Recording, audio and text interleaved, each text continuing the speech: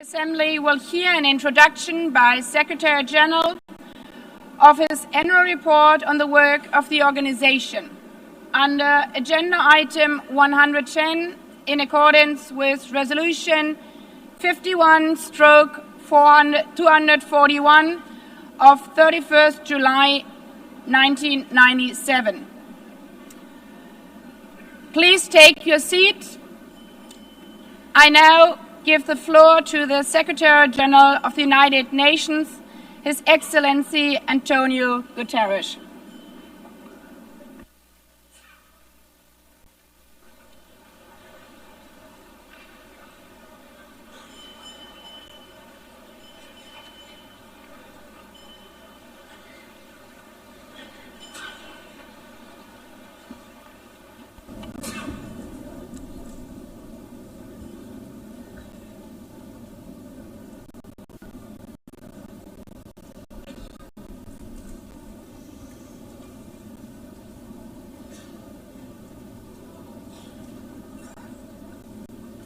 Please, could you take your seats?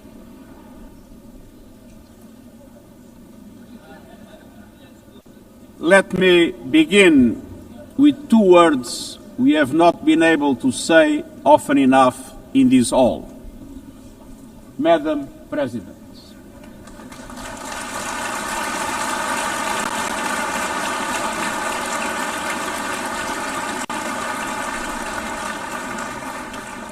Excellencies, ladies and gentlemen, 8 years ago, in a world scorched by war, leaders made a choice: cooperation over chaos, law over lawlessness, peace over conflict. And that choice gave birth to the United Nations, not as a dream for perfection, but as a practical strategy for the survival of humanity. Many of our founders had seen firsthand the hell of the death camps and the terror of war. They knew that true leadership meant creating a system to prevent a replay of those horrors, a firewall against the flames of conflict and World War III, a forum for sovereign states to pursue dialogue and cooperation, and a concrete affirmation of an essential human truth: we are all in this together. And this General Assembly Hall is the heartbeat of that truth. It is why for decades world leaders have come to this one-of-a-kind podium. It is why you are here today. Because at its best, the United Nations is more than a meeting place. It's a moral compass, a force for peace and peacekeeping, a guardian of international law, a catalyst for sustainable development, a lifeline for people in crisis, a lighthouse for human rights, and the center that transforms your decisions, the decisions of member states, into action. 80 years on, we confront again the question our founders faced, only more urgent, more intertwined, more unforgiving. What kind of world do we choose to build together? Excellencies, we have our work cut out for us as our ability to carry out that work is being cut from us. We have entered in an age of reckless disruption and relentless human suffering. Look around. The principles of the United Nations that you have established are under siege. Listen, the pillars of peace and progress are buckling under the weight of impunity, inequality, and indifference. Sovereign nations invaded, hunger weaponized, truth silence, rising smoke from bombed-out cities, rising anger in fractured societies, rising seas swallowing coastlines. Each one a warning, each one a question: what kind of world will we choose?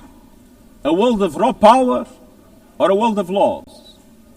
A world that is a scramble for self-interest or a world where nations come together? a world where might makes right, or a world of rights for all. Excellencies, our world is becoming increasingly multipolar, and this is positive, reflecting a more diverse, dynamic global landscape. But multipolarity without effective multilateral institutions can court chaos, as Europe has learned the hard way, resulting in World War I. It was multipolar, but there was no multilateral institutions.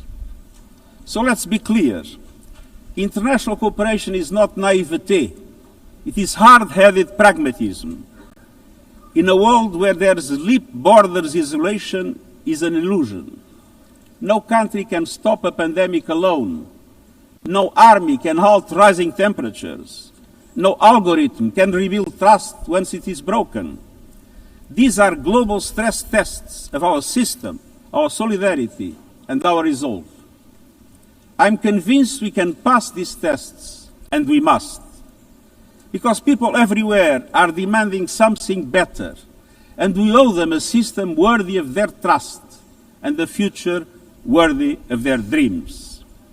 And so we must make the choice, an active choice, to reaffirm the imperative of international law, to reassert the centrality of multilateralism, to reinforce justice and human rights, and to recommit to the principles that gave rise to our organization, and to the promise contained in its first words, we, the peoples. Excellencies, the choices we face are not part of an ideological debate. They are a matter of life and death for millions. As I scan the global landscape, we must make 5 critical choices. First, we must choose peace rooted in international law. Peace is our first obligation, yet today wars rage with a barbarity we vowed never to allow. Too often, the Charter is brandished when convenient and trampled when not. But the Charter is not optional. It is our foundation. And when the foundation cracks, everything built upon fractures. Around the world, we see countries acting as if the rules don't apply to them. We see humans treated as less than human, and we must call it out. Impunity is the mother of chaos, and it has spawned some of the most atrocious conflicts of our times. In Sudan, civilians are being slaughtered, starved, and silenced. Women and girls face unspeakable violence. There is no military solution. I urge all parties, including those in this hall, end the external support that is fueling this bloodshed. Push to protect civilians, because the Sudanese people deserve peace, dignity, and hope. In Ukraine, relentless violence continues to kill civilians, destroy civilian infrastructure, and threaten global peace and security. I commend recent diplomatic efforts by the United States and others. We must work for a full ceasefire and a just, lasting peace in accordance with the Charter, UN resolutions, and international law. In Gaza, the horrors are approaching a third monstrous year. They are the result of decisions that defy basic humanity. The scale of death and destruction are beyond any other conflict in my years as Secretary General. The International Court of Justice has issued legally binding provisional measures in the case named Application of the Convention on the Prevention and Punishment of the Crime of Genocide in the Gaza Strip. Since then, a famine has been declared and the killing has intensified. The measures stipulated by the ICJ must be implemented fully and immediately.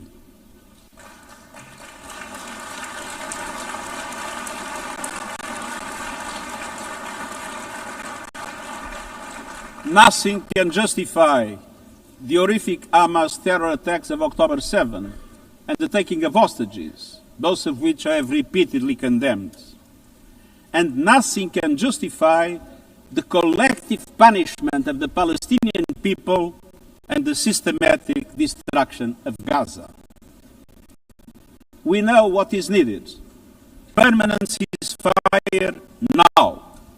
All the hostages released now. Full humanitarian access now.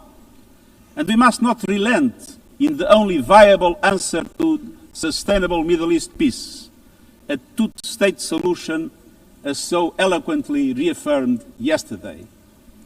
We must urgently reverse dangerous trends on the ground. Relentless settler expansion and violence and the looming threat of annexation must stop. Everywhere, from Haiti to Yemen, to Myanmar and the Sahel and beyond, we must choose peace anchored in international law. The past year has brought glimmers of hope, including the ceasefire between Cambodia and Thailand and the agreement between Azerbaijan and Armenia brokered by the United States. But far too many crises continue unchecked. Impunity prevails, lawlessness is a contagion, it invites mayhem and risks a nuclear free-for-all. When accountability shrinks, graveyards grow. When UN staff and facilities are attacked, violating legal obligations, so too is the core of our ability to serve and deliver. The Security Council must live up to its responsibilities. It must be more representative, more transparent, and more effective. And beyond crisis response, we must tackle the injustices that ignite conflict: exclusion, inequality, impunity, and corruption. The surest way to silence the guns is to raise the volume for justice. Real security is born of fairness and opportunity for all. Excellences, cela m'amène au deuxième point. This leads me to my second point. We must choose human dignity and human rights. Les droits humains ne sont pas Human un ornement rights de la are not paix. an ornament Ils en of sont le peace. socle. They're its bedrock. Les droits humains, sociaux, Human rights, economic, politiques, social, civiques cultural, et political, culturels and civil sont are universels, universal, indivisibles indivisible, et and interdépendants. interdependent. Choisir les droits, Choosing c'est rights plus que des means paroles. more than C'est words. choisir la justice It plutôt que le means choosing silence. justice over C'est silence. préserver la liberté It means et l'espace protecting civique. freedom and civic space. Faire avancer l'égalité pour Advancing les femmes et equality les for filles. women and girls. Combattre le racisme Confronting et racism la and discrimination sous discrimination toutes leurs in formes. all its forms. Protéger les défenseurs des Protecting droits humains, human rights les defenders, journalistes journalists, et la liberté and freedom of d'expression, speech. et garantir les droits des And réfugiés et upholding des the rights migrants of refugees and afin que la migrants mobilité so soit that sûre mobility is et safe conforme and au in droit accordance with international. international law. Les droits humains sont un Human combat rights quotidien, are a daily battle, en ligne comme hors online ligne. and offline. Ils exigent de la They volonté require politique, political will. mais la dignité ne se But résume dignity pas à la is not only protection des droits. about the protection of Elle rights, exige pleinement concrétiser ces droits about grâce rights à un fulfilled développement through inclusif inclusive et and résilient. resilient development. Des droits qui mettent fin à la Rights that pauvreté put an end et à la to faim. poverty and hunger. Des droits qui ouvrent Rights de la that voie de open doors l'éducation, de la to santé education, et des health opportunités. and opportunity. Les objectifs de The développement Sustainable durable Development sont Goals notre feuille are de our route shared commune roadmap pour for concrétiser ces achieving droits. these rights. Mais pour avancer sur But cette in order voie, to make il faut progress du down this carburant. road, we need Ce fuel. carburant, c'est le And financement, that fuel is et nous savons ce qu'un finance. développement bien mené peut We've seen what accomplir. development done right can Au deliver. cours de la dernière In the past décennie, decade, des millions de personnes millions supplémentaires ont more have accédé à gained access to l'électricité, electricity, à des solutions de cuisson clean propres cooking et à solutions, l'Internet. and to the Le internet. mariage des enfants Child marriage recule, is in retreat. la représentation des femmes Women's avance, representation is mais les growing, coupes dans l'aide au but cuts développement to aid font des are wreaking ravages. havoc. Pour un grand nombre de personnes, They are elles a death représentent une sentence condamnation for many. à mort. Pour tant d'autres, For so un many more, avenir confisqué. a stolen future. C'est là tout le This paradoxe is de the notre great époque. paradox of our time. Nous avons les solutions, We have the mais nous solutions, siphonnons le but we carburant are siphoning qui nous off the permettrait fuel d'avancer. that would make it possible to make Choisir la progress. dignité, c'est choisir To la choose justice dignity, we financière must choose et la financial solidarité. justice and solidarity. Nous devons réformer We need l'architecture to reform financière the international internationale financial afin architecture qu'elle soit au so that it service du drives développement development de for all. toutes et de tous. Avant que des banques multilatérales With de bigger développement and plus grandes et bolder plus multilateral audacieuses, development qui banks prêtent lending more davantage et mobilisent and plus de mobilizing capitaux more privés pour les private pays en capital développement, for developing avec des countries, mécanismes d'allègement de with dette plus faster rapides et and plus fairer justes, debt relief couvrant tous mechanisms, les pays en difficulté, helping every country y in compris crisis, ceux à revenus including intermédiaires. middle-income countries, une protection des ressources nationales, protecting en natural s'attaquant aux flux resources financiers by tackling illicites, illicit aux financial pratiques fiscales flows abusives and abusive tax qui volent aux practices sociétés that rob leur societies avenir, of their future, et des institutions and financières global mondiales à financial l'image du monde institutions that d'aujourd'hui, represent today's avec world, une with participation far bien plus greater forte participation des pays of en développement developing countries dans sa composition et ses décisions. in terms of their composition Alors and faisons their le choix decision-making. d'une So, économie let mondiale au us service de choose a toutes global et economy tous. that works for everyone, Faisons le men choix and women. des droits Let humains us choose et de la human dignité rights and et dignity, donnons-nous les moyens d'une and transition let us juste equip pour les ourselves peuples with the et la means planète. to ensure a transition Excelencias, for the people and the planet. Esto nos lleva a la tercera opción. Excellencies, this brings me to the Debemos third elegir la choice. justicia We must climática. choose climate justice. La crisis climática The se está climate crisis acelerando, is accelerating, pero las soluciones but también. so are the solutions. El futuro de la energía The clean limpia energy future ya no es una is no promesa longer a lejana, distant promise. ya está aquí. It's already here. Ningún gobierno, No government, industria o industry, interés or special especial interest puede can detenerlo. stop it. Pero algunos lo But están some are intentando, trying, prejudicando a las hurting economías, economies, imponiendo locking precios in más higher altos prices, y and desperdiciando squandering una a oportunidad historic histórica. opportunity. Excellencies, Fossil fuels are a losing bet. Last year, almost all new power capacity came from renewables, and the investment is surging. Renewables are the cheapest and fastest source of new power. They create jobs, drive growth, shield economies from volatile oil and gas markets, connect the unconnected, and can free us from the tyranny of fossil fuels. But not at today's pace. Clean energy investment remains uneven. 21st century grids and storage are not rolling out fast enough. And public subsidies, taking from taxpayer money, still flow to fossil fuels over clean energy by a factor of 9 to 1. Meanwhile, emissions, temperatures, and disasters keep rising. And those least responsible suffer the most. Science says limiting global temperature rise to 1.5 degrees by the end of this century is still possible, but the window is closing. The International Court of Justice has affirmed the legal obligation of states. We must step up action and ambition, especially through strengthened national climate plans. Tomorrow, I will welcome leaders to announce new targets. The G20, the biggest emitters, must lead, guided by common but differentiated responsibilities. But all countries must step up and do more as we head to the UN Climate Conference in Brazil. By accelerating action in energy, forests, methane and industrial decarbonization. By defining a credible roadmap to mobilize $1.3 trillion annually in climate finance by 2035 for developing countries. By supporting just transitions, by doubling finance for adaptation to at least $40 billion this year, and rapidly deploying proven tools to unlock billions more in concessional finance.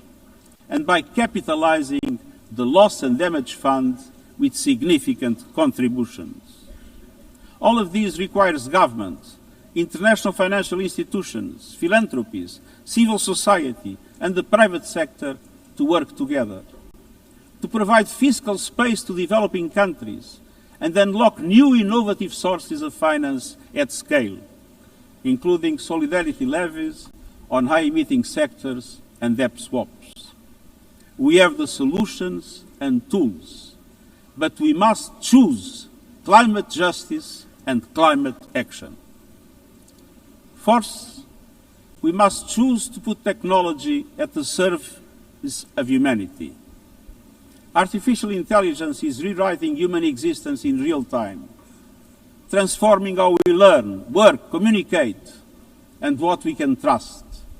And the question is not how to stop it, but how to steer it for the greater good. Technology must be our servant, not our master.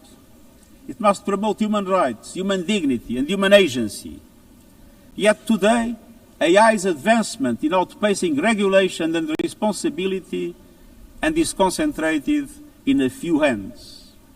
And the risks are expanding to new frontiers, from biotech to autonomous weapons. We are witnessing the rise of tools for mass surveillance, mass social control, mass disruption, and even mass destruction. Tools that can drain energy, strain ecosystems, and intensify the race for critical minerals, potentially stoking instability and conflict. Yet, these technologies remain largely ungoverned. We need universal guardrails and common standards across platforms. No company should be above the law. No machines should decide who lives or dies. No system should be deployed without transparency, safety, and accountability. Last month, this Assembly took a historic step, establishing an independent international scientific panel on AI and an annual global dialogue on AI governance. Two new pillars of a shared architecture, connecting science with policy to bring clarity and foresight, enabling innovation to flourish while advancing our values and our rights, and ensuring governments, companies, and civil society can help shape common norms. We must build on these mechanisms and close the capacity gap. All countries must be able to design and develop AI, not just to consume it. I have proposed voluntary financing options to build AI computing power, data, and skills in developing nations. No country should be locked out of the digital future or locked into systems it cannot shape or trust. And governments must lead with vision, and companies must act with responsibility. And we, the international community, must ensure that technology lifts up humanity. So let us choose cooperation over fragmentation, ethics over expediency, and transparency over opacity. Technology will not wait for us, but we can still choose what it serves. So let us choose wisely. Fifth and finally, to meet all these goals, we must choose to strengthen the United Nations for the 21st century. The forces shaking our world are also testing the foundations of the United Nations system. We are being hit by rising geopolitical tensions and divisions, chronic uncertainty, and mounting financial strain. But those who depend on the United Nations must not be made to bear the cost, especially now, when for every dollar invested to support our core work to build peace, the world spends $750 on weapons of war. This is not only unsustainable, it is indefensible. In this moment of crisis, the United Nations has never been more essential. The world needs our unique legitimacy, our convening power, our vision to unite nations, to bridge divides and confront the challenges before us. The Pact for the Future has shown your determination to build a United Nations that is stronger, more inclusive, and more effective. That is the logic and the urgency of our UN80 initiative. We are moving swiftly and decisively. I put forward concrete proposals, a revised budget for 2026, that strengthens accountability, improves delivery, and cuts costs. Practical reforms to implement mandates more effectively and efficiently with greater impact. And ideas to spark a paradigm shift in the structure of the UN and how its parts work together. Most of these decisions rest with you, the Member States, and we will move forward in full respect of the established procedures. Together, let us choose to invest in a United Nations that adapts, innovates, and is empowered to deliver for people everywhere. Excellencies, my overriding message comes down to this.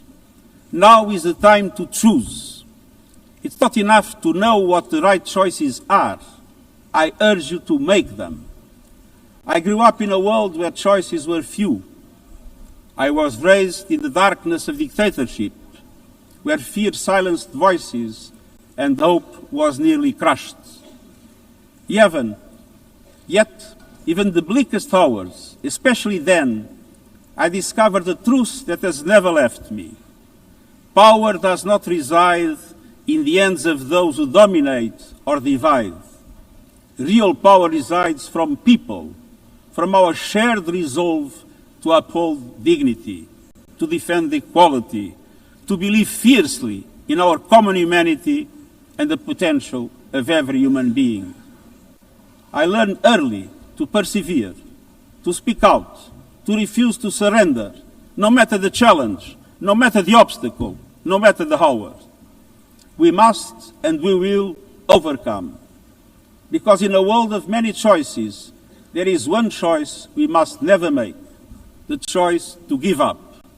We must never give up. That is my promise to you, for peace, for dignity, for justice, for humanity, for the world we know is possible when we work as one. I will never, ever give up. Thank you.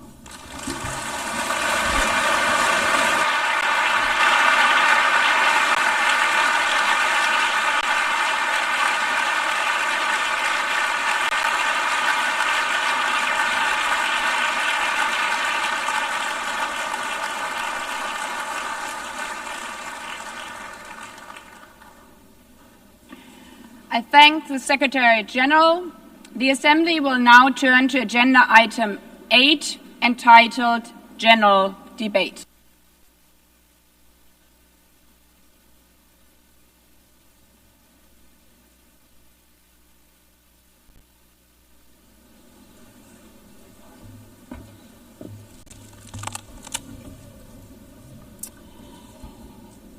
"80 years. Longer than the average human life. This anniversary of the United Nations should have been a moment of celebration. But this is not an ordinary year. Just look at the state of our world, as the Secretary General described. Thousands of orphans in Gaza are wandering around the rubble, eating sand, drinking contaminated water.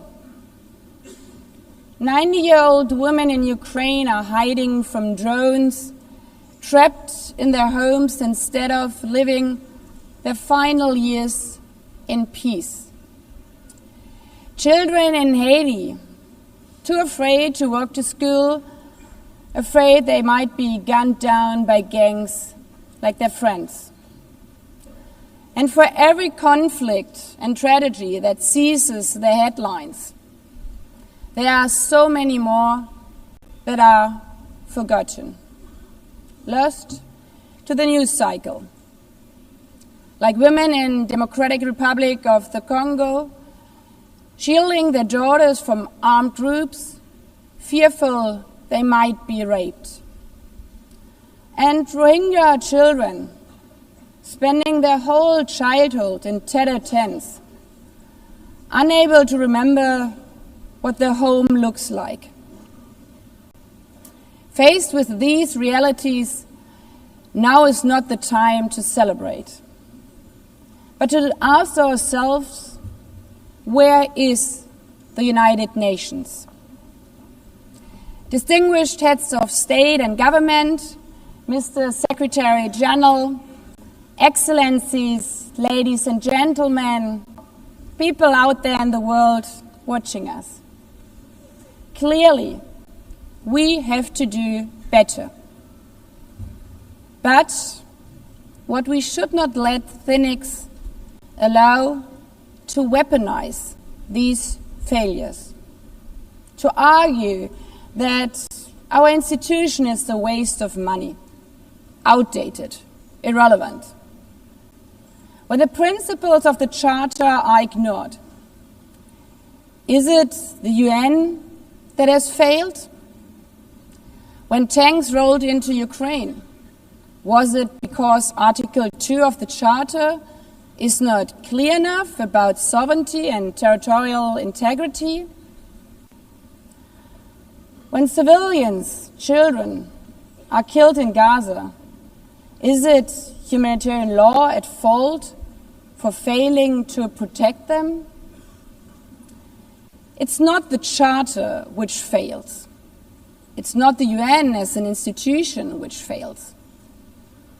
The Charter, our Charter, is only as strong as member states' willingness to uphold it, and their willingness to hold to account those who violate it. Excellencies, yes, our world is in pain. Yes, we have failures. But imagine how much worse would it be without the United Nations? Would a single person be better off without it? Without UNICEF, 26 million children would not have received an education.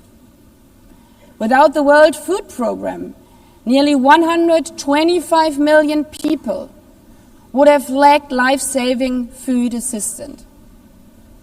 Without the World Health Organization, over 1 billion vaccines would not have been supplied.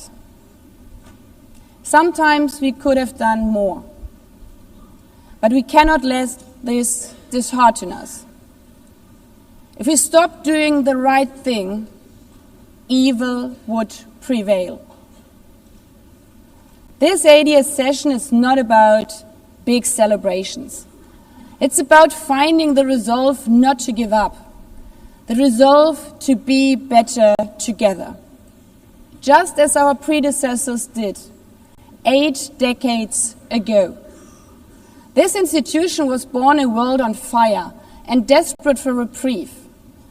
750 million, nearly a third of humanity back then, still under colonial rule.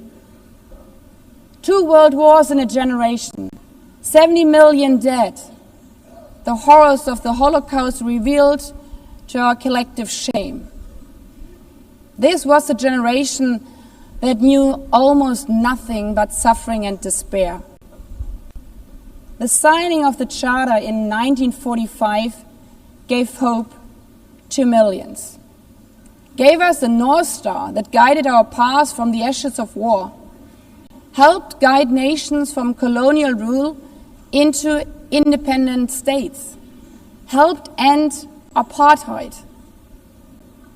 Across the decades, the United Nations has been a compass pointing toward peace, humanity, and justice. We have not always succeeded, but the story of this institution is not a story of easy victories. It's a story of falling and rising, of pulling ourselves and each other back up and trying harder. We gather here for the 80th time, not for empty celebration, not out of ritual, not to hear our own voices. We gather to prove that this institution matters, and that through this institution, every nation represented here, no matter how big or small, can summon again the strength and unity first shown in San Francisco 80 years ago. The courage and resolve of world leaders, who even while some called them back then naive, believed they could build a better world from the wreckage of the old. They showed then what true leadership is. It's not about imposing your will or putting others down. True leadership is about lifting others up, not out of altruism, but for a mutual benefit, and even out of our self-interest. Because as our founders and every architect of peace since then has understood, helping others is what makes ultimately our own countries stronger. Could any state have faced the global pandemic alone? The virus did not have any passport. We were only able to solve it at the end with the support of the World Health Organization. The climate crisis does not stop at borders. CO2 emissions anywhere affect people everywhere. Even the wealthiest cities in the world cannot shield themselves from wildfires. And imagine coming here by plane, how safe would you feel to step into the next airplane if there were no International Civil Aviation Organization anymore, which is responsible for setting safety regulations for 5 billion passengers each year? How comfortable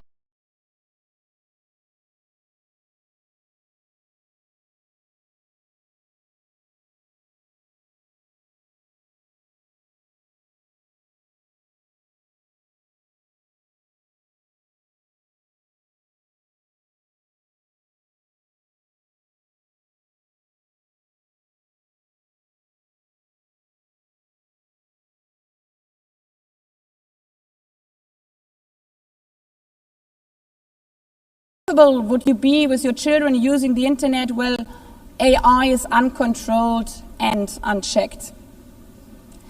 As the lines between what is real and fake start to blur. In this globalized, digitalized world, we work together or we suffer alone. Excellencies, the theme of this milestone session and the high-level week is therefore better together. 80 years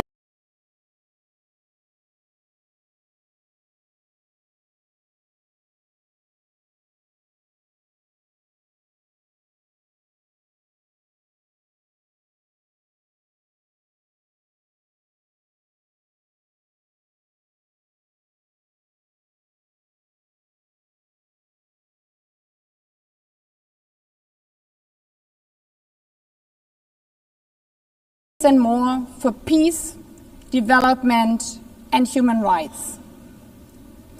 Will living up to that be easy? No. But this hall was not built for easy times. It was built to come together to confront the hardest topics. This session is a session where the high-level week is about resolving differences. We showed some of it yesterday already. But even the house of dialogue and diplomacy needs a renovation. That is why the UN80 initiative and the wider reform process are not luxuries, but necessities. We are literally now at a crossroads, a make it or break it moment, politically, financially. Therefore, we have to deliver a United Nations that is agile, cost-effective, and fit for purpose. Member States have to give the Secretary General and this process their full support, because reform cannot stop in New York. It must carry through to every capital. That includes delivering the Pact for the Future and accelerating progress on the Sustainable Development Goals. Again, this is not about charity. It's about addressing the core purposes of this institution, about strengthening our foundations across all 3 pillars: peace and security, human rights, and sustainable development. They are inseparable, leaving hundreds of millions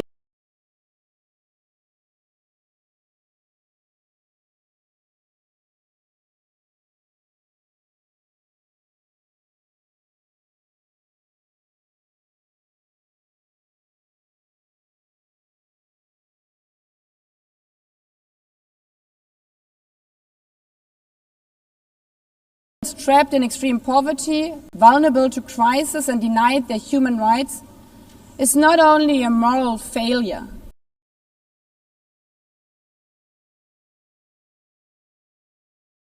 It's a recipe for global only a moral failure. It's a recipe for global unrest, terrorism, and a tragic waste of humanity's greatest resource, its people. Put it simply, without the SDGs, there cannot be lasting peace. Excellencies, our future as an institution will also be shaped by the selection of the next Secretary General. And here we must pause and reflect. In nearly 80 years, this organization has never chosen a woman for that role. One might wonder how out of 4 billion potential candidates, there could not be found a single one. Of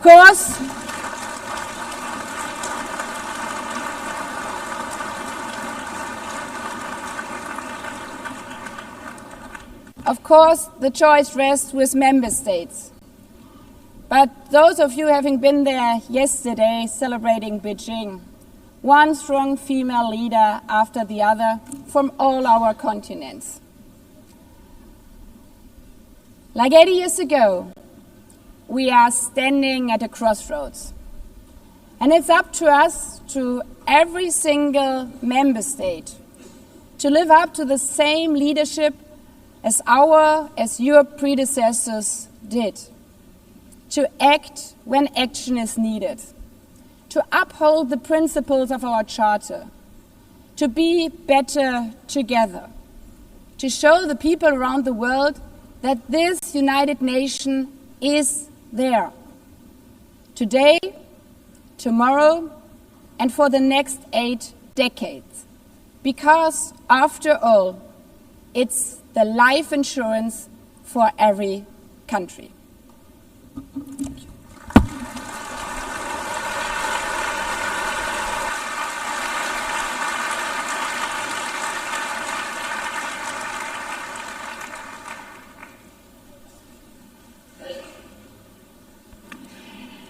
Before giving the floor to the first speaker for this morning, I would like to remind member states that the list of speakers for the general debate has been established on the agreed basis that statements should be no longer than 15 minutes to enable all the speakers to be heard at a given meeting.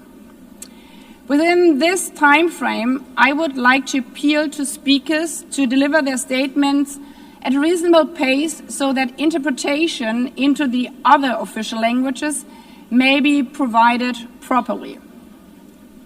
I would also like to draw your attention to the decision taken by the Assembly at previous sessions, namely that the practice of expressing congratulations inside the Assembly Hall after speech has been delivered is strongly discouraged. After delivering their statements from the rostrum, speakers are invited to exit the hall through room KE-80, located behind the podium, before returning to their seats. May I take it that the Assembly agrees to proceed in this manner? It's so decided. Finally, I should like to draw the attention of member states that during the general debate, official photographers are in the room and will take official photographs of all speakers by the Department of Global Communications. Members interested in obtaining these photographs are requested to contact the photo library of the United Nations. By this, the Assembly will hear an address by His Excellency Luiz Inácio Lula da Silva, President of the Federative Republic of Brazil. I request the protocol to escort His Excellency and invite him to address the Assembly.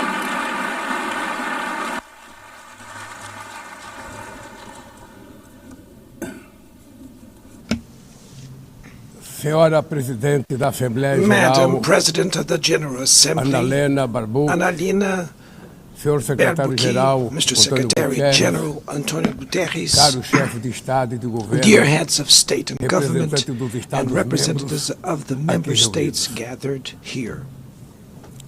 Este This deveria ser um should momento de be a celebração das time to Nações celebrate Unidas. the United Nations. Criada no fim Created da guerra, at the end of the a war, ONU simboliza a the expressão UN mais symbolizes elevada the highest da aspiração expression pela paz of the e aspiration pela for peace prosperidade. and prosperity. Hoje, contudo, Today, however, os ideais que the inspiraram seus ideals that fundadores em São inspired its Francisco founders in San estão Francisco ameaçados are como nunca under estiveram threat as em toda a never sua before história. in their history. O multilateralismo Multilateralism está diante is de nova at a new encruzilhada. crossroads. A autoridade desta organização The organization's authority check. is in check. assistimos à We are consolidação de uma witnessing the desordem consolidation internacional of an international order. marcada por o autoritarismo se fortalece Authoritarianism is quando nos strengthened omitimos when we frente à fail to arbitrariedade. act in the face of Quando a arbitrary sociedade acts. internacional When the international society vacila na defesa da falters paz, in defending da peace, soberania e do sovereignty, direito, and the rule as of law, consequências são the trágicas. consequences are Em tragic todo o mundo, throughout the world. forças antidemocráticas Anti-democratic tentam forces subjugar are trying to as subjugate instituições e institutions sufocar and as stifle liberdades. freedoms. Cultua a violência, They worship violence, exalta a praise ignorância, ignorance, atuam como act milícias as physical físicas e and digitais digital militias, e cerceiam a and imprensa. restrict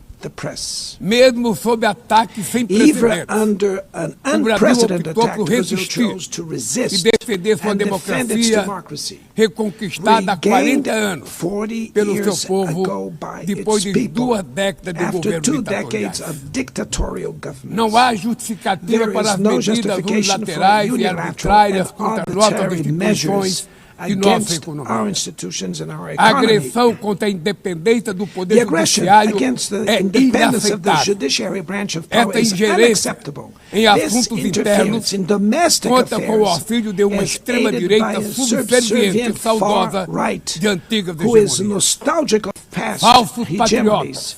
False arquiteta patriots e promove plan and publicamente publicly promote ações contra o actions Brasil. against Brazil.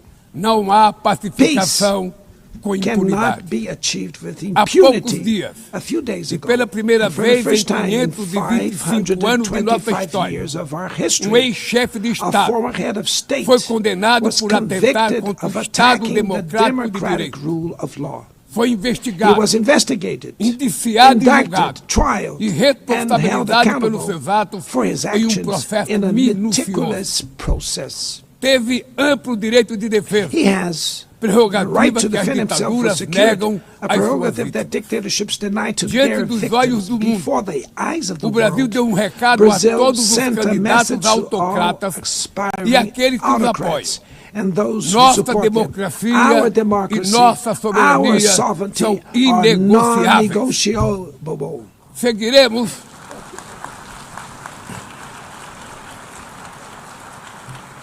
Seguiremos como We will nação continue independente as an e como independent povo nation livre and as de a people qualquer tipo de free tutela. from any type of guardianship. Democracias sólidas, Sound além democracies do go ritual beyond eleitoral. the electoral ritual. seu vigor Its strength pressupõe a redução da presupposes the desigualdade, reduction of a garantia inequalities, dos direitos the mais guarantee of the elementares, most basic a rights, alimentação, food, a segurança, safety, o trabalho, work, a moradia, housing, a educação education, e a and saúde. health.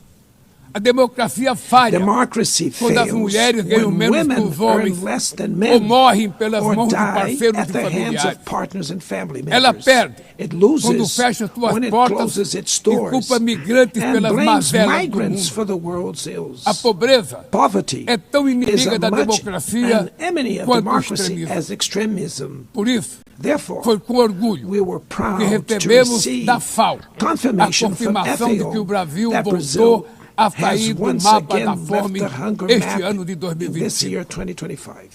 Mas no mundo, But in the ainda há world, 670 there are milhões still de pessoas famintas 670 e million hungry cerca de people 2 bilhões and e about 300 milhões 2.3 billion enfrentam insegurança face alimentar. food insecurity. A única guerra The only que war todos podem of sair which vencedores everyone é can que emerge travamos victorious contra a is the fome e one a we wage pobreza. against hunger and Esse é o poverty. objetivo da Aliança This is the Global goal of the que global lançamos no alliance we G20 launched e que já conta at the com o apoio de G20 and which has the 103 support países. of 103 A countries. comunidade The internacional international community precisa rever needs to suas revise prioridades, its priorities, reduzir os gastos com reduce guerras arms e spending, aumentar a ajuda and ao increase desenvolvimento. development aid. Aliviar o serviço Relieve da the dívida surface externa of the dos foreign países mais debt pobres, of the poorest sobretudo os countries, above all africanos, African e nations, definir and padrões set mínimos de minimum tributação global global tax standards para que os super so ricos that the super paguem mais rich impostos pay que more os taxes trabalhadores. than workers. A democracia também se Democracy mede is pela also capacidade measured by de the proteger ability as to famílias protect e a families infância. and the childhood. As plataformas digitais Digital platforms trazem offer possibilidade de nos possibilities for aproximar us to come como together jamais in havíamos ways we imaginado, never imagined. mas têm sido usadas But they para have been semear used for intolerância, sowing misoginia, intolerance, xenofobia e desinformação. xenophobia, and A misinformation. internet The internet não pode ser terra cannot be sem a lei. land of Cabe ao poder público lawlessness. proteger It's os up mais to governments vulneráveis. to protect the most Regular vulnerable. não é Regulating restringir does a not liberdade de mean expressão, restraining é freedom garantir of expression. que o que It's já é about ilegal ensuring no mundo real that what is seja already tratado assim illegal in the também real no world ambiente is digital, treated the no way in ambiente the virtual virtual. environment. Ataques à Attacks regulação on regulation serve para encobrir serve to interesses cover up escusos hidden e dar interests guarida a and crimes como provide fraudes, shelter for tráfico de crimes pessoas, such pedofilia as fraud, e human investidas trafficking, contra a democracia. pedophilia, and attacks against O democracy. parlamento brasileiro, The Brazilian parliament corretamente, was right apressou to sem rush abordar esse this to problema. address this issue. Com orgulho, Last week, promulguei na I última proudly semana enacted uma das leis mais one of the avançadas world's do most mundo advanced laws para for the para a protection of proteção de children and crianças e adolescents adolescentes in na the esfera digital. digital environment. Também enviamos ao Congresso Also, we Nacional sent draft bills projeto de lei to the National para Congress fomentar a to foster concorrência nos competition mercados digitais and digital e para markets and to incentivar encourage the a instalação installation de data of centers sustainable sustentáveis. data centers. Para mitigar os To riscos da mitigate inteligência the risks artificial, of artificial intelligence, apostamos na we construção are de uma committed to governança building multilateral multilateral em linha governance com o in Pacto line with the Digital global Global digital aprovado neste compact plenário that was o approved ano in this passado. plenary last year. Senhoras e senhores, Ladies and gentlemen, Your Na América Excellencies, Latina e in Latin Caribe, America and the Caribbean, vivemos momento we de are crescente experiencing a polarização time e of growing instabilidade. polarization and instability. Manter a região como zona de Maintaining the paz region as a zone of sempre peace foi e é a is nossa and was prioridade. our priority. Somos continente We livre are de a armas de continent destruição free em massa, of weapons of mass sem conflitos destruction, étnicos ou without religiosos. ethnic or religious preocupante. conflicts. A The equiparação entre a comparison between criminalidade e o crime terrorismo. and terrorism is A worrying. forma mais The eficaz most effective way de combater o to tráfico de combat drogas drug é a trafficking cooperação is to para cooperate reprimir to suppress a lavagem de dinheiro money e laundering limitar o and comércio de limit armas. arms trade. Usar força Using letal lethal em force situações in que não situations constituem that do not conflitos armados constitute armed equivale conflict is a executar tantamount pessoas to sem executing julgamento. people without trial. Outras partes do Other parts of planeta the planet já testemunharam intervenções que witnessed causaram danos maiores interventions do that que se caused greater pretendia damage evitar, than intended, com graves with serious consequências humanitárias. humanitarian consequences. A via do diálogo The path to não deve estar dialogue must fechada not be na closed Venezuela. in Venezuela. O Haiti Haiti tem direito a has the futuro right livre de to a violência. violence E é free inadmissível future. And it is que Cuba esteja unacceptable listada that como Cuba país que be patrocina o listed as a terrorismo. country that sponsors No terrorism. conflito In the na conflict Ucrânia, in Ukraine,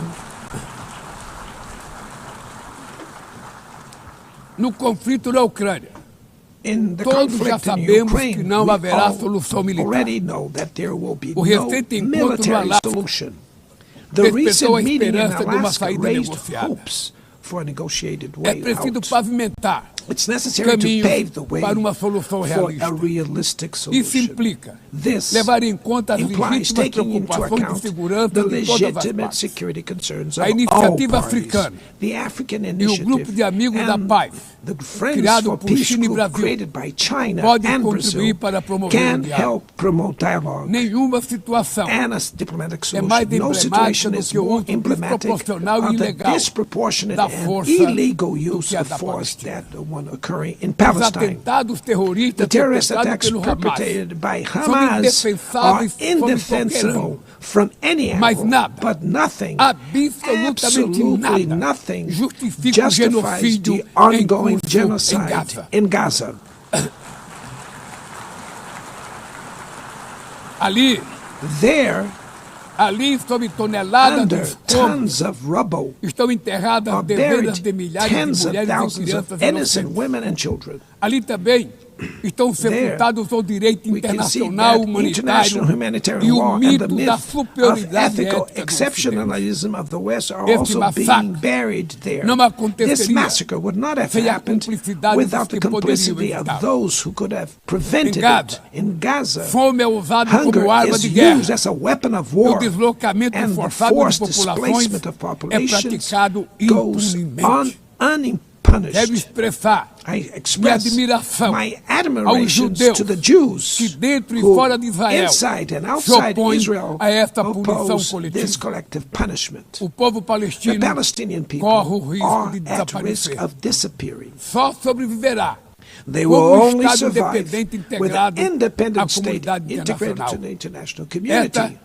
a This solução is the defendida por solution mais de defended by more 150 than membros da ONU 150 e afirmada UN members, ontem aqui, reaffirmed neste mesmo yesterday plenário, here in this very mas plenary, obstruída but por bared único by veto. a single É veto. lamentável It is regrettable presidente that Mahmoud President Abbas Mahmoud tenha Abbas sido impedido was prevented pelo by país the host anfitrião de country ocupar of a occupying bancada da the Palestinian Palestina bench nesse at this momento historical moment.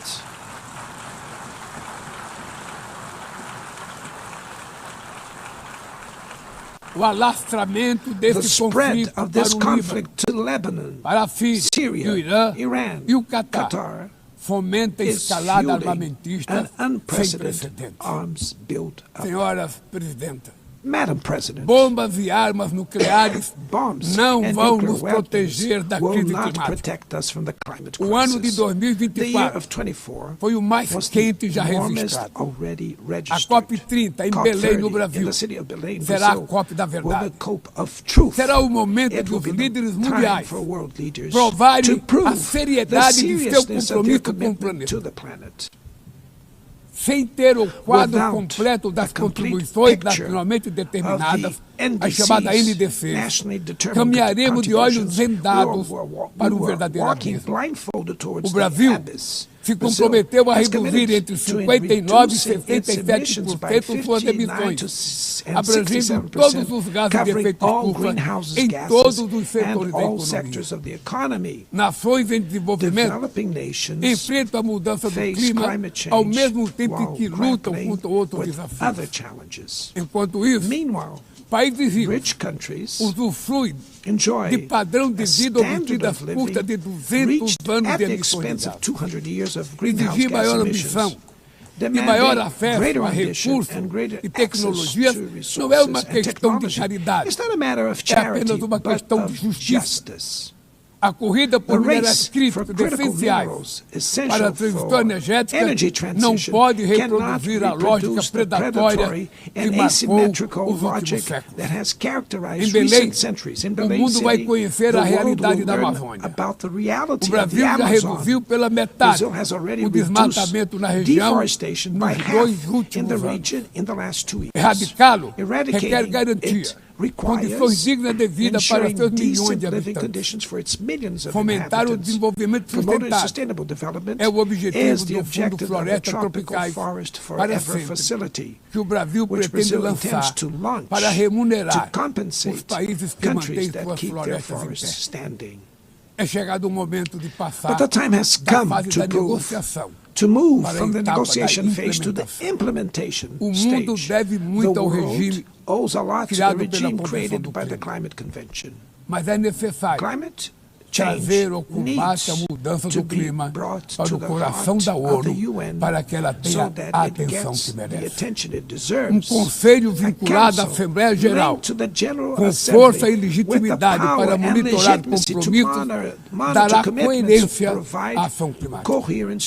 Trata-se de um passo fundamental na direção de uma reforma mais abrangente da organização, que contemple também um Conselho de Segurança ampliado nas duas categorias de seus membros. Poucas áreas retrocederam tanto como o sistema multilateral de comércio.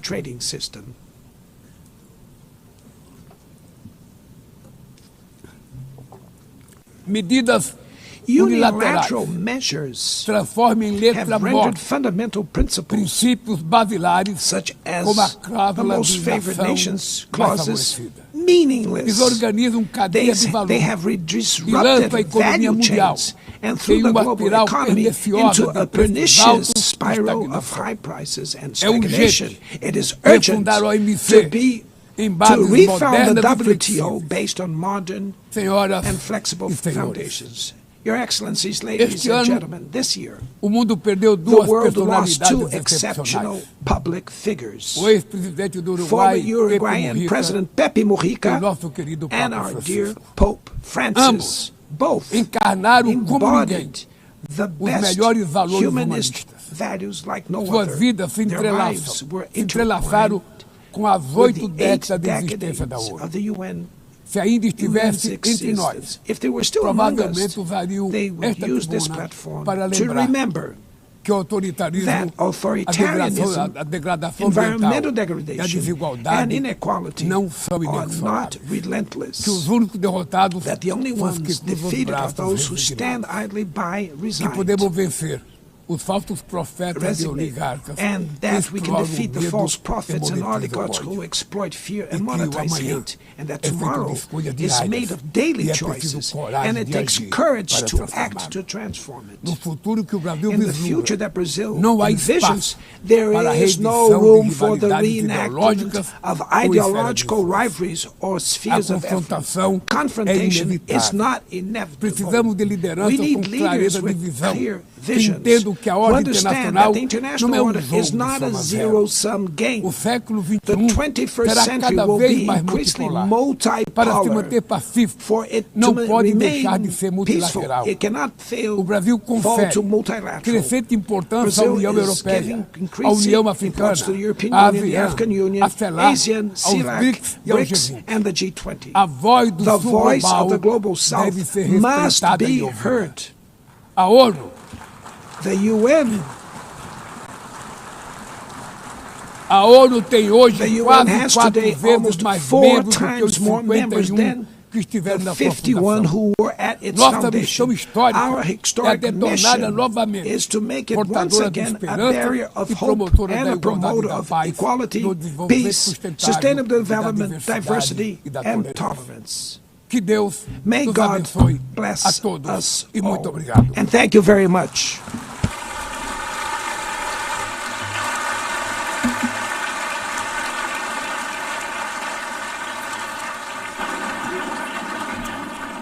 On behalf of the Assembly, I wish to thank the President of the Federative Republic of Brazil,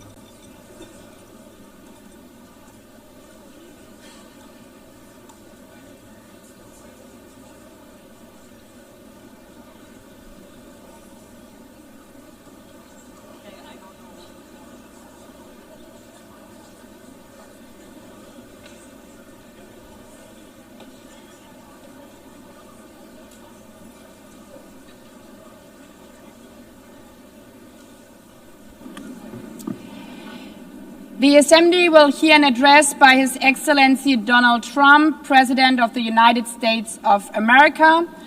I request protocol to escort His Excellency and invite him to address the Assembly.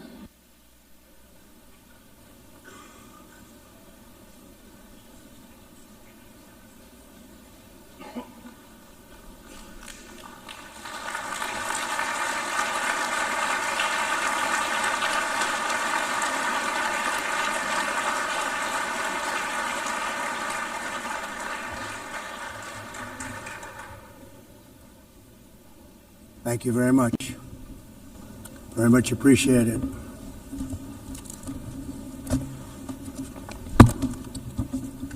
And I don't mind making this speech without a teleprompter, because the teleprompter is not working.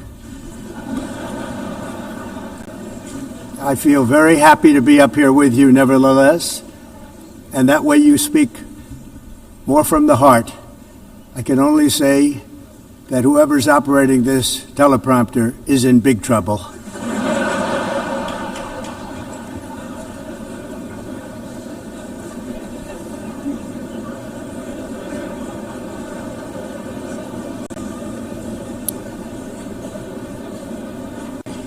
Hello, Madam First Lady. Thank you very much for being here. And Madam President, Mr. Secretary General, First Lady of the United States, distinguished delegates, ambassadors, and world leaders. 6 years have passed since I last stood in this grand hall and addressed a world that was prosperous and at peace in my first term. Since that day, the guns of war have shattered the peace I forged on 2 continents. An era of calm and stability gave way to one of the great crises of our time. And here in the United States, 4 years of weakness, lawlessness, and radicalism under the last administration delivered our nation into a repeated set of disasters. 1 year ago, our country was in deep trouble, but today, just 8 months into my administration, we are the hottest country anywhere in the world, and there is no other country even close. America is blessed with the strongest economy, the strongest borders, the strongest military, the strongest friendships, and the strongest spirit of any nation on the face of the earth. This is indeed the golden age of America. We are rapidly reversing the economic calamity we inherited from the previous administration, including ruinous price increases and record-setting inflation like we've never had before. Under my leadership, energy costs are down, gasoline prices are down, grocery prices are down, mortgage rates are down, and inflation has been defeated. The only thing that's up is the stock market, which just hit a record high. In fact, it hit a record high 48 times in the last short period of time. Growth is surging, manufacturing is booming. The stock market, as I said, is doing better than it's ever done. And all of you in this room benefit by that, almost everybody. And importantly, workers' wages are rising at the fastest pace in more than 60 years. And that's what it's all about, isn't it? In 4 years of President Biden, we had less than $1 trillion of new investment into the United States. In just 8 months since I took office, we have secured commitments and money already paid for $17 trillion. Think of it, 4 years, less than $1 trillion, 8 months, much more than $17 trillion is being invested in the United States. And it's now pouring in from all parts of the world. We've implemented the largest tax cuts in American history and the largest regulation cuts in American history, making this once and again the best country on earth to do business. And many of the people in this room are investing in America, and it's turned out to be an awfully good investment during this 8-month period. In my first term, I built the greatest economy in the history of the world. We had the best economy ever, history of the world. And I'm doing the same thing again, but this time it's actually much bigger and even better. The numbers far surpass my record-setting first term. On our southern border, we have successfully repelled a colossal invasion, and for the last 4 months, and that's 4 months in a row, the number of illegal aliens admitted and entering our country has been 0. Hard to believe, because if you look back just a year ago, it was millions and millions of people pouring in from all over the world, from prisons, from mental institutions, drug dealers. All over the world they came. They just poured into our country with the ridiculous open border policy of the Biden administration. Our message is very simple. If you come illegally into the United States, you're going to jail, or you're going back to where you came from, or perhaps even further than that. You know what that means. I want to thank the country of El Salvador for the successful and professional job they've done in receiving and jailing so many criminals that entered our country. And it was under the previous administration that the number became record-setting, and they're all being taken out. We have no choice. And other countries have no choice, because other countries are in the exact same situation with immigration. It's destroying your country, and you have to do something about it. On the world stage, America is respected again like it has never been respected before. You think about 2 years ago, 3 years ago, 4 years ago, or 1 year ago, we were a laughingstock all over the world. At the NATO summit in June, virtually all NATO members formally committed to increase defense spending at my request from 2% to 5% of GDP, making our alliance far stronger and more powerful than it was ever before. In May, I traveled to the Middle East to visit my friends and rebuild our partnerships in the Gulf and those valued relationships with Saudi Arabia, Qatar, and the UAE, and other countries are now, I believe, closer than ever before. My administration has negotiated one historic trade deal after another, including with the United Kingdom, the European Union, Japan, South Korea, Vietnam, Indonesia, the Philippines, Malaysia, and many, many others. Likewise, in a period of just 7 months, I have ended 7 unendable wars. They said they were unendable. You're never going to get them solved. Some were going for 31 years, 2 of them, 31, think of it, 31 years. One was 36 years. One was 28 years. I ended 7 wars. And in all cases, they were raging with countless thousands of people being killed. This includes Cambodia and Thailand, Kosovo and Serbia, the Congo and Rwanda, a vicious, violent war that was, Pakistan and India, Israel and Iran, Egypt and Ethiopia, and Armenia and Azerbaijan. It included all of them. No president or prime minister, and for that matter, no other country has ever done anything close to that. And I did it in just 7 months. It's never happened before. There's never been anything like that. I'm very honored to have done it. It's too bad that I had to do these things instead of the United Nations doing them. And sadly, in all cases, the United Nations did not even try to help in any of them.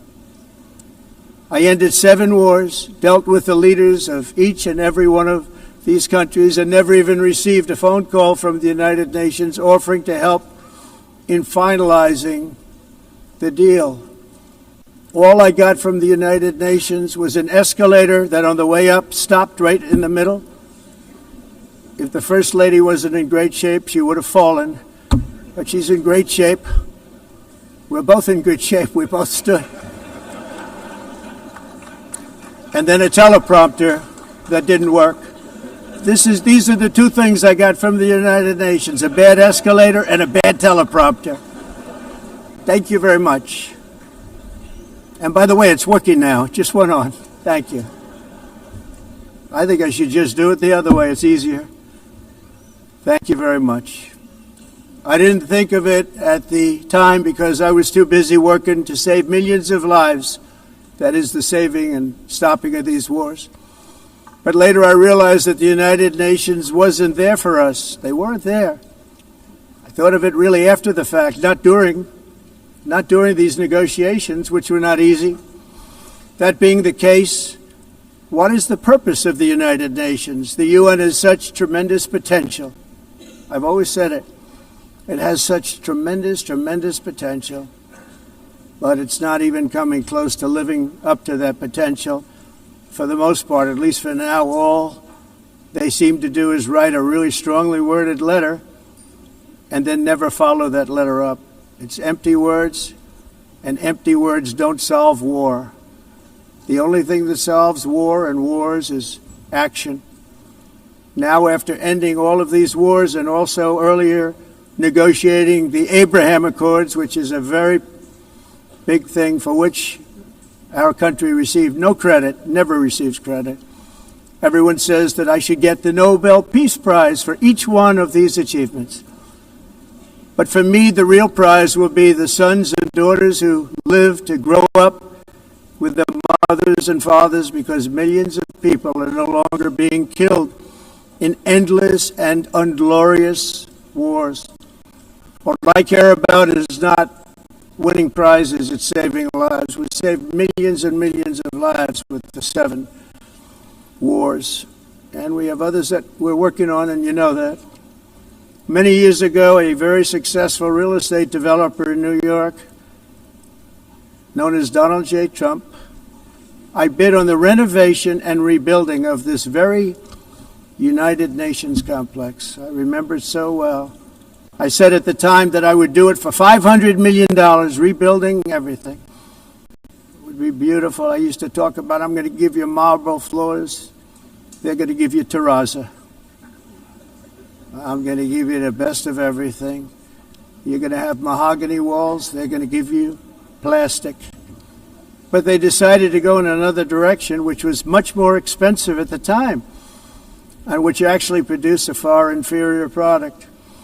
And I realized that they did not know what they were doing when it came to construction, and that their building concepts were so wrong, and the product that they were proposing to build was so bad and so costly. It was going to cost them a fortune. And I said, and wait till you see the overruns. Well, I turned out to be right. They had massive cost overruns and spent between $2 and $4 billion on the building and did not even get the marble floors that I promised them. You walk on terrazzo. Do you notice that? As far as I'm concerned, frankly, looking at the building and getting stuck on the escalator, they still haven't finished the job. They still haven't finished. That was years ago. The project was so corrupt that Congress actually asked me to testify before them on the tremendous waste of money, because it turned out that they had no idea what it was, but they knew it was anywhere between $2 and $4 billion as opposed to $500 million with a guarantee. But they had no idea, and I said it cost much more than $5 billion. Unfortunately, many things in the United Nations are happening just like that, but on an even much bigger scale, much, much bigger. Very sad to see. Whether the UN can manage to play a productive role, I've come here today to offer the hand of American leadership and friendship to any nation in this assembly that is willing to join us in forging a safer, more prosperous world. And it's a world that we'll be much happier with. A dramatically better future is within our reach. But to get there, we must reject the failed approaches of the past and work together to confront some of the greatest threats in history. There is no more serious danger to our planet today than the most powerful and destructive weapons ever devised by man, of which the United States, as you know, has many. Just as I did in my first term, I've made containing these threats a top priority, starting with the nation of Iran. My position is very simple. The world's #1 sponsor of terror can never be allowed to possess the most dangerous weapon. That's why shortly after taking office, I sent the so-called Supreme Leader a letter making a generous offer. I extended a pledge of full cooperation in exchange for a suspension of Iran's nuclear program. The regime's answer was to continue their constant threats to their neighbors and U.S. interests throughout the region and some great countries that are right nearby. Today, many of Iran's former military commanders, in fact, I can say almost all of them, are no longer with us. They're dead.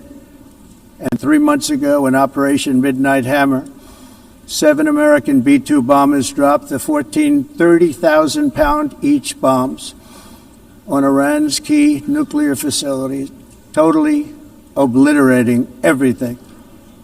No other country on earth could have done what we did. No other country has the equipment to do what we did. We have the greatest weapons on earth. We hate to use them. But we did something that for 22 years people wanted to do. With Iran's nuclear enrichment capacity demolished, I immediately brokered an end to the 12-day war, as it's called, between Israel and Iran, with both sides agreeing to fight no longer.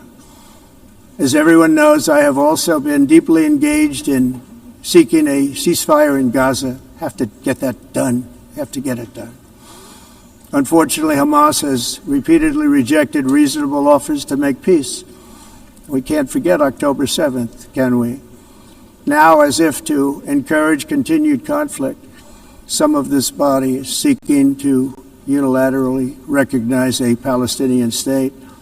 The rewards would be too great for Hamas terrorists for their atrocities. This would be a reward for these horrible atrocities, including October 7th, even while they refuse to release the hostages or accept a ceasefire.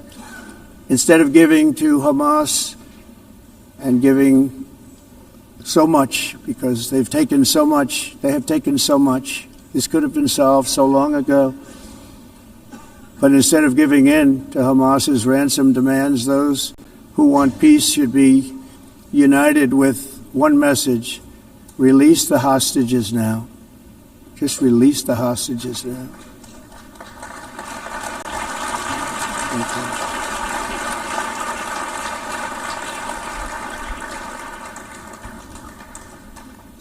Thank you. As we have got to come together, and we will come together, got to get it done. We have to stop the war in Gaza immediately. We have to stop it. We have to get it done. We have to negotiate, immediately have to negotiate peace. We got to get the hostages back. We want all 20 back. We don't want 2 and 4. As you know, I got, along with Steve Witkoff and others that helped us, Marco Rubio, we got most of them back. We were involved in all of them. But I always said the last 20 are going to be the hardest, and that's exactly what happened. We have to get them back now. We don't want to get back 2, and then another 2, and then 1, and then 3. Have this process. No, we want them all back, and we want the actually 38 dead bodies back too. Those parents came to me, and they want them back, and they want them back very quickly and very badly. As though they were alive, they want them. They want them every bit as much as if their son or daughter were alive. I've also been working relentlessly, stopping the killing in Ukraine.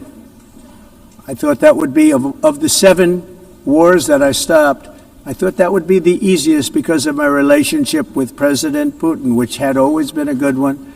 I thought that was going to be the easiest one. But, you know, in war, you never know what's going to happen. There are always lots of surprises, both good and bad. Everyone thought Russia would win this war in 3 days, but it didn't work out that way. It was supposed to be just a quick little skirmish. It's not making Russia look good. It's making them look bad.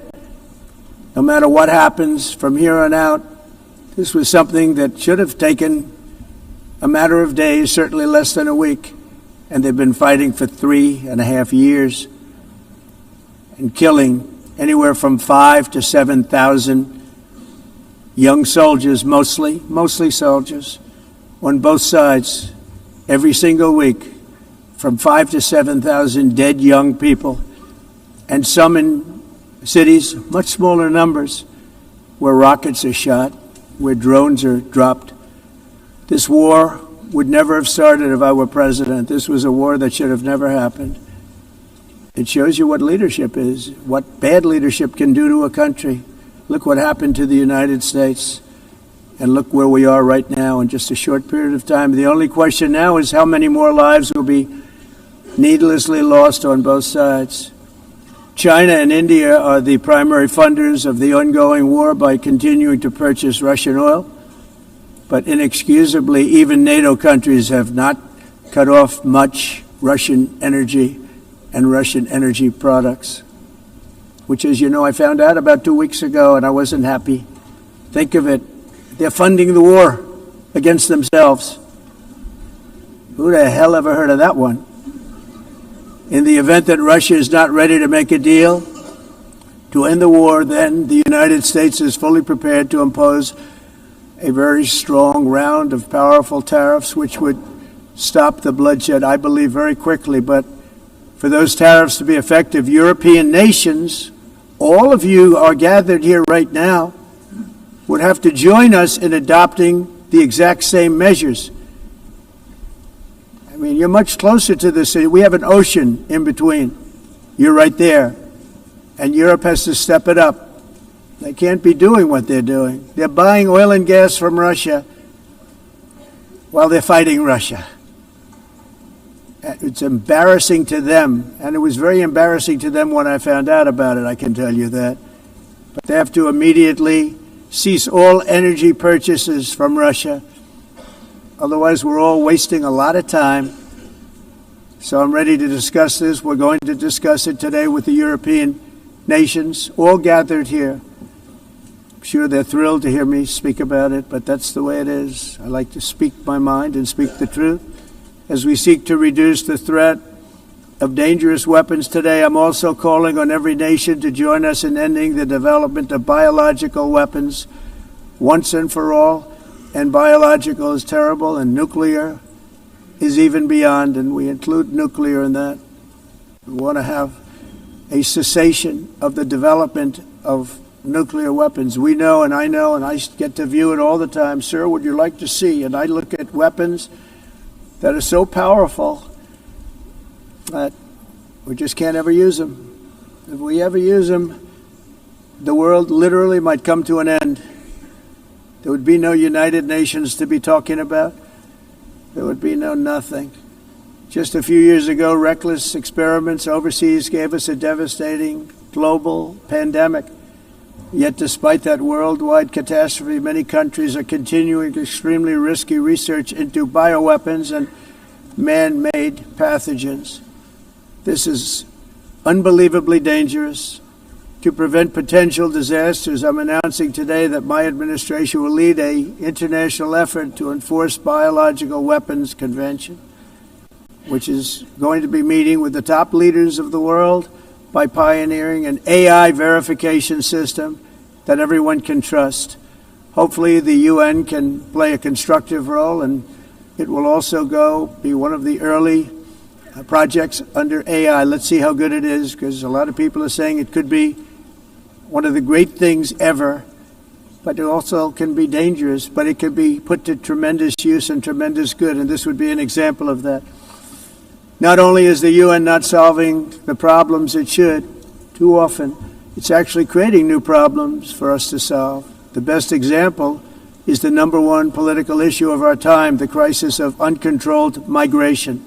It's uncontrolled. Your countries are being ruined. The United Nations is funding an assault on Western countries and their borders.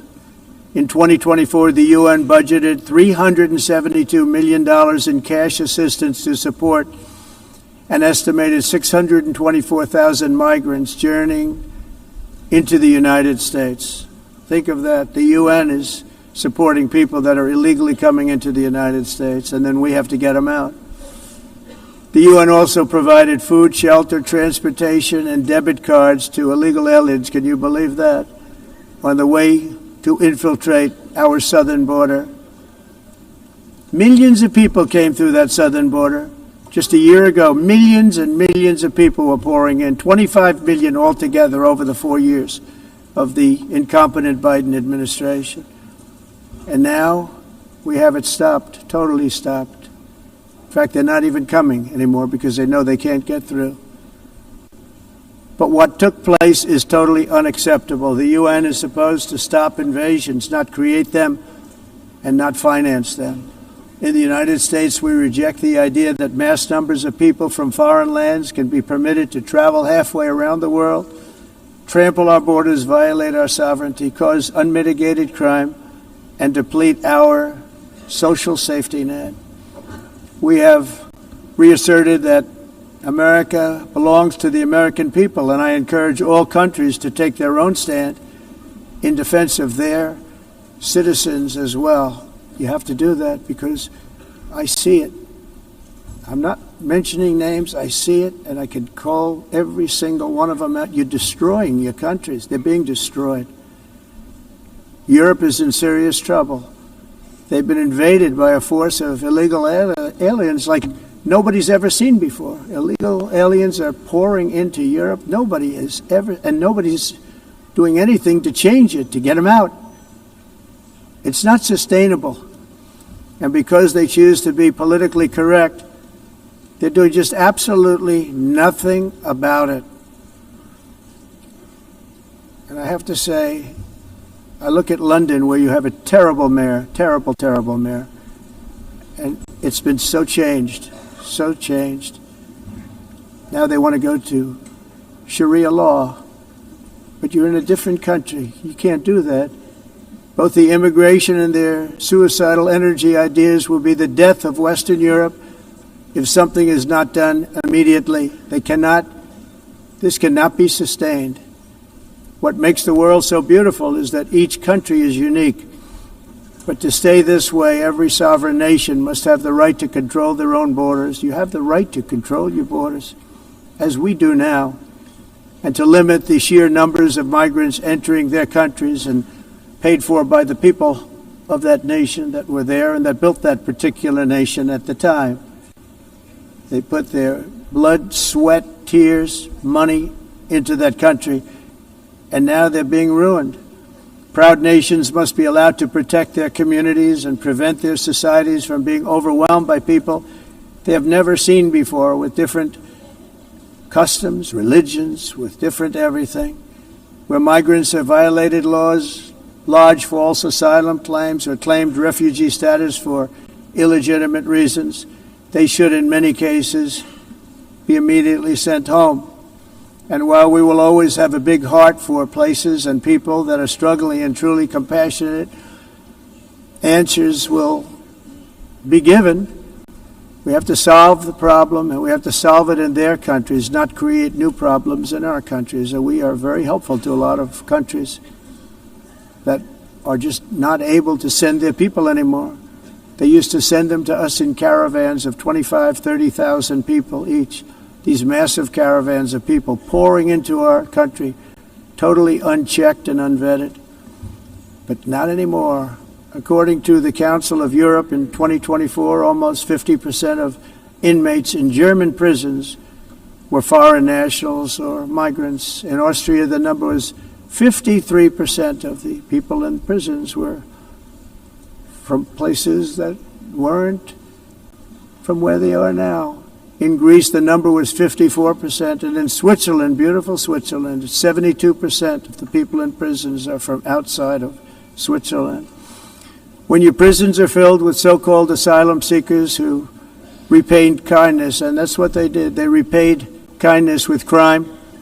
It's time to end the failed experiment of open borders. You have to end it now. See, I can tell you, I'm really good at this stuff. Your countries are going to hell. In America, we've taken bold action to swiftly shut down uncontrolled migration. Once we started detaining and deporting everyone who crossed the border, and removing illegal aliens from the United States, they simply stopped coming. They're not coming anymore. We're getting a lot of credit, but they're not coming anymore. This was a humanitarian act for all involved, because on the trips up, thousands of people a week were dying. Women were being raped. Nobody's ever seen anything like it. Raped, horribly beaten, raped. On the trip up, the journey up, it was a long walk. It was a long, arduous journey, indeed. And it was also a historic victory against human trafficking throughout the region. What we did was a victory, and we saved so many lives of people that wouldn't make the journey. That journey was loaded up with death. Loaded up with death. Dead bodies all along the roads of jungles to get up. They go through jungles, they go through areas so hot you couldn't breathe. They were dying of suffocation. Areas so hot that you couldn't breathe. Dead bodies all over. By them not coming, we're saving tremendous numbers of lives. My people have done a fantastic job in doing what they did, and the American public agrees with it. I mean, I was very proud to see this morning I have the highest poll numbers I've ever had. Part of it is because of what we've done on the border. I guess the other part is what we've done on the economy. Joe Biden's policies empowered murderous gangs, human smugglers, child traffickers, drug cartels, and prisoners from all over the world. The previous administration also lost nearly 300,000 children. Think of that. They lost more than 300,000 children, little children, who were trafficked into the United States on the Biden watch, many of whom have been raped, exploited, and abused, and sold. Sold. Nobody talks about that. The fake news doesn't write about it. With many others, young children who are missing or dead. And we found a lot of these children, and we're sending them back, and we've been sending them back to their parents. They said, nobody knows who they are. They said, where do you come from? And they'll give us a country, and we'll find out, and we'll figure it out, and we'll bring them back to their homes.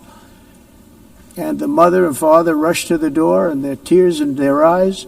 They can't believe that they're seeing their son or daughter, their little son or daughter again. We've done almost 30,000 of them so far. Any system that results in the mass trafficking of children is inherently evil. Yet that is exactly what the globalist migration agenda has done, and it's what it's all about. In America, those days, as you know, are over. The Trump administration is working, and we are continuing to work to track down the villains that are causing this problem, and also, as I said, to get back the 30,000 we've already returned. Now I think we're going to have another. We're going to find a lot. You're not going to find all of them. 300, more than 300,000. They're lost or they're dead. They're lost or they're dead because of the animals that did this. To protect our citizens, I've also designated multiple savage drug cartels as far as and you see this, and you see it happening right before your eyes. Let's put it this way. People don't like taking big loads of drugs in boats anymore. There aren't too many boats that are traveling on the seas by Venezuela. They tend not to want to travel very quickly anymore. And we've virtually stopped drugs coming into our country by sea. We call them the water drugs. They kill hundreds of thousands of people. I've also designated multiple savage drug cartels as far as foreign terrorist organizations, along with two bloodthirsty transnational gangs, probably the worst gangs anywhere in the world, MS-13 and Tren de Aragua. Tren de Aragua is from Venezuela, by the way. Such organizations torture, maim, mutilate, and murder with impunity. They're the enemies of all humanity. For this reason, we've recently begun using the supreme power of the United States military to destroy Venezuelan terrorists and trafficking networks led by Nicolas Maduro. To every terrorist thug smuggling poisonous drugs into the United States of America, please be warned that we will blow you out of existence. That's what we're doing. We have no choice. Can't let it happen. They're destroying I believe we lost 300,000 people last year to drugs, 300,000. Fentanyl and other drugs. Each boat that we sink carries drugs that would kill more than 25,000 Americans. We will not let that happen. Energy is another area where the United States is now thriving like never before. We're getting rid of the falsely named renewables. By the way, they're a joke. They don't work. They're too expensive. They're not strong enough to fire up the plants that you need to make your country great. The wind doesn't blow. Those big windmills are so pathetic and so bad, so expensive to operate. Then they have to be rebuilt all the time, and they start to rust and rot. Most expensive energy ever conceived, and it's actually energy. You're supposed to make money with energy, not lose money. You lose money, the governments have to subsidize. You can't put them out without massive subsidies. And most of them are built in China, and I give China a lot of credit. They build them, but they have very few wind farms. So why is it that they build them and they send them all over the world, but they barely use them? You know what they use? Coal. They use gas. They use almost anything, but they don't like wind. But they sure as hell like selling the windmills. Europe, on the other hand, is a long way to go, with many countries being on the brink of destruction because of the green energy agenda. And I give a lot of credit to Germany. Germany was being led down a very sick path, both on immigration, by the way, and on energy. They were going green, and they were going bankrupt. And the new leadership came in, and they went back to where they were, with fossil fuel and with nuclear, which is good. It's now safe. You can do it properly. But they went back to where they were, and they opened up a lot of different plants, energy producing plants, and they're doing well. I give Germany a lot of credit for that. They've said this is a disaster. They were going all green. All green is all bankrupt. That's what it represents. And it's not politically correct. In oil and gas, such as essentially closing the great North Sea oil. Oh, the North Sea, I know it so well. Aberdeen was the oil capital of Europe, and there's tremendous oil that hasn't been found in the North Sea. Tremendous oil. And I was with the Prime Minister, I respect and like a lot, and I said, you're sitting with the greatest asset. They essentially closed it by making it so highly taxed that no developer, no oil company can go there. They have tremendous oil left, and more importantly, they have tremendous oil that hasn't even been found yet. And what a tremendous asset for the United Kingdom. And I hope the Prime Minister is listening, because I told it to him 3 days in a row. That's all he heard. North Sea oil, North Sea, because I want to see them do well. I want to stop seeing them ruining that beautiful Scottish and English countryside with windmills and massive solar panels that go 7 miles by 7 miles, taking away farmland. But we're not letting this happen in America. In 1982, the executive director of the United Nations Environmental Program predicted that by the year 2000, climate change would cause a global catastrophe. He said that it will be irreversible, as any nuclear holocaust would be. This is what they said at the United Nations. What happened? Here we are. Another UN official stated in 1989 that within a decade, entire nations could be wiped off the map by global warming. Not happening. You know, it used to be global cooling. If you look back years ago in the 1920s and the 1930s, they said, global cooling will kill the world. We have to do something. Then they said global warming will kill the world, but then it started getting cooler, so now they could just call it climate change, because that way they can't miss. It's climate change, because if it goes higher or lower, whatever the hell happens, there's climate change. It's the greatest con job ever perpetrated on the world, in my opinion. Climate change, no matter what happens, you're involved in that. No more global warming, no more global cooling. All of these predictions made by the United Nations and many others, often for bad reasons, were wrong. They were made by stupid people that have cost their countries fortunes and given those same countries no chance for success. If you don't get away from this green scam, your country is going to fail. And I'm really good at predicting things, you know. They actually said during the campaign they had a hat, the best-selling hat. Trump was right about everything. And I don't say that in a braggadocious way, but it's true. I've been right about everything. And I'm telling you that if you don't get away from the green energy scam, your country is going to fail. And if you don't stop people that you've never seen before, that you have nothing in common with, your country is going to fail. I'm the President of the United States, but I worry about Europe. I love Europe. I love the people of Europe. And I hate to see it being devastated by energy and immigration. This double-tailed monster destroys everything in its wake, and they cannot let that happen any longer. You're doing it because you want to be nice. You want to be politically correct, and you're destroying your heritage. They must take control strongly and immediately of the unmitigated immigration disaster and the fake energy catastrophe before it's too late. The carbon footprint is a hoax made up by people with evil intentions, and they're heading down a path of total destruction. You know, the carbon footprint was a big, big thing a few years ago. I remember hearing about the carbon footprint, and then President Obama would get into Air Force One, a massive Boeing 747, and not a new one, an old one with old engines that spew everything into the atmosphere. He'd talk about the carbon footprint, we must do so. Then he'd get in and he'd fly from Washington to Hawaii to play a round of golf. And then he'd get back onto that big, beautiful plane and he'd fly back and he'd talk about, again, global warming and the carbon footprint. It's a con job. At extreme cost and expense, Europe reduced its own carbon footprint by 37%. Think of that.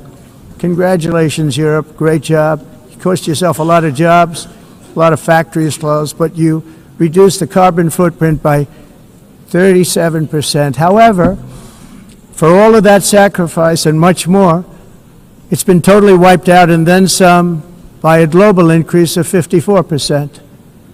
Much of it coming from China and other countries that are thriving around China, which now produces more CO2 than all the other developed nations in the world. So all of these countries are working so hard on the carbon footprint, which is nonsense, by the way. It's nonsense. You know, it's interesting. In the United States, we have still radicalized environmentalists, and they want the factories to stop. Everything should stop. No more cows. We don't want cows anymore. I guess they want to kill all the cows. They want to do things that are just unbelievable, and you have it too. But you know, we have a border, strong, and we have a shape, and that shape doesn't just go straight up. That shape is amorphous when it comes to the atmosphere. And if we had the most clean air, and I think we do, we have very clean air. We have the cleanest air we've had in many, many years. But the problem is that other countries, like China, which has air that's a little bit rough, it blows. And no matter what you're doing down here, the air up here tends to get very dirty because it comes in from other countries where their air isn't so clean. And the environmentalists refuse to acknowledge that. Same thing with garbage. In Asia, they dump much of their garbage right into the ocean. And over about a 1 week and 2 week journey, it flows right past Los Angeles. You've seen it. Massive amounts of garbage, almost too much to do anything about, flowing past Los Angeles, past San Francisco, and then somebody will get in trouble because he dropped a cigarette on the beach. The whole thing is crazy. The primary effect of these brutal green energy policies has not been to help the environment, but to redistribute manufacturing and industrial activity from developed countries that follow the insane rules that are put down to polluting countries that break the rules and are making a fortune. They're making a fortune. European electricity bills are now 4 to 5 times more expensive than those in China, and 2 to 3 times higher than the United States. And our bills are coming way down. You probably see that our gasoline prices are way down. You know, we have an expression, drill, Nós reduzimos os custos de energia porque nós faremos, como vamos fazer tudo isso, reduzir os custos de energia, e os custos diminuíram nos Estados Unidos. Por exemplo, se você olhar So while the U.S. has approximately 1,300 heat-related deaths annually, it's a lot. Europe loses more than 175,000 people to heat deaths each year.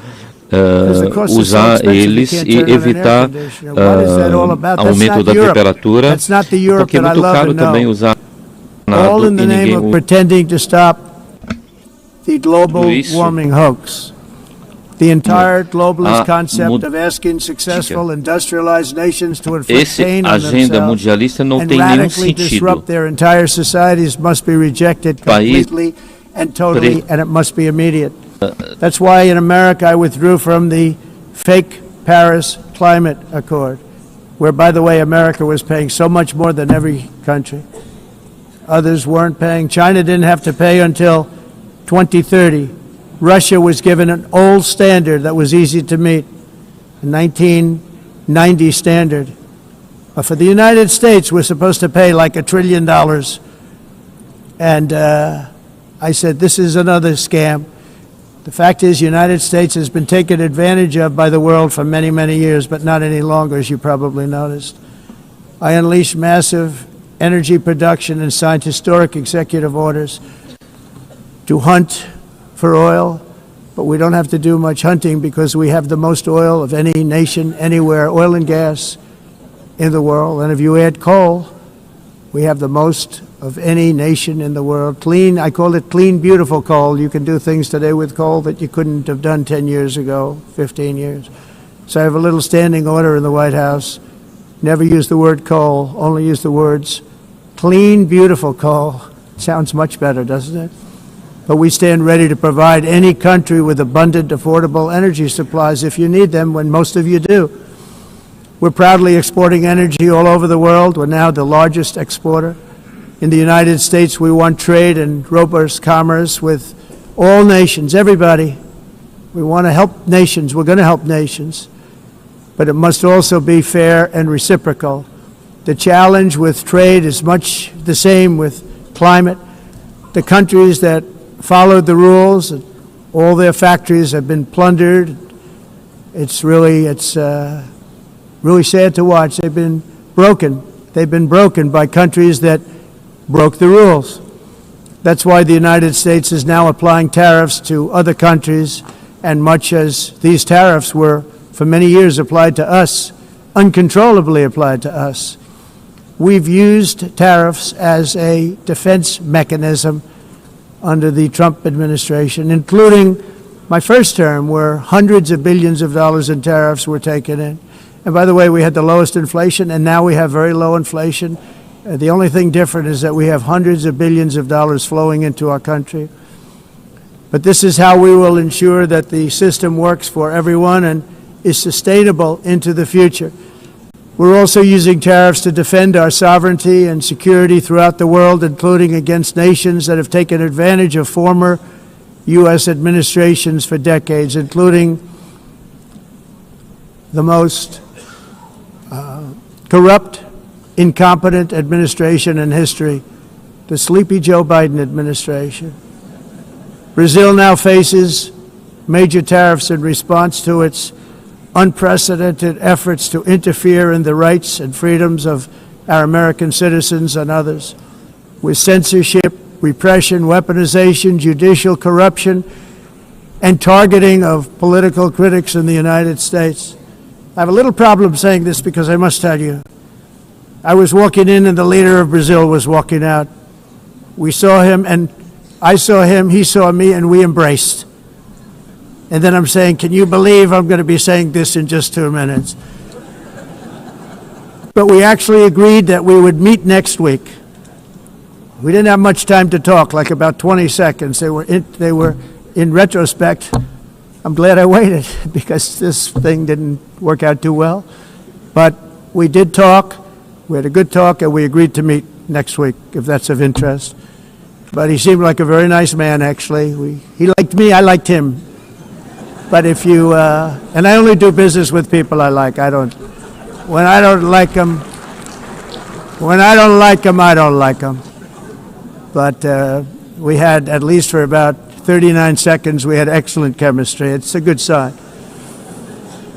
But also in the past, Brazil, can you believe this, unfairly tariffed our nation, but now because of our tariffs, we are hitting them back, and we're hitting them back very hard. As president, I will always defend our national sovereignty and the rights of American citizens. So I'm very sorry to say this, that Brazil is doing poorly and will continue to do poorly.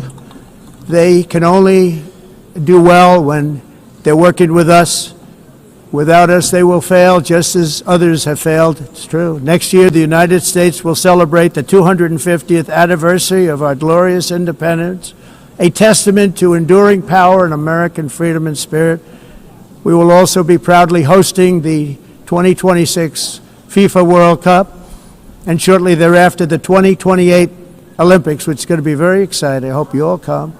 I hope that countless people from all over the globe will take part of these will be great celebrations of liberty and human achievement, and that together we all can rejoice in the miracles of history that began in July 4th, 1776, when we founded the light to all nations. And it's something really that an amazing thing came out of that date.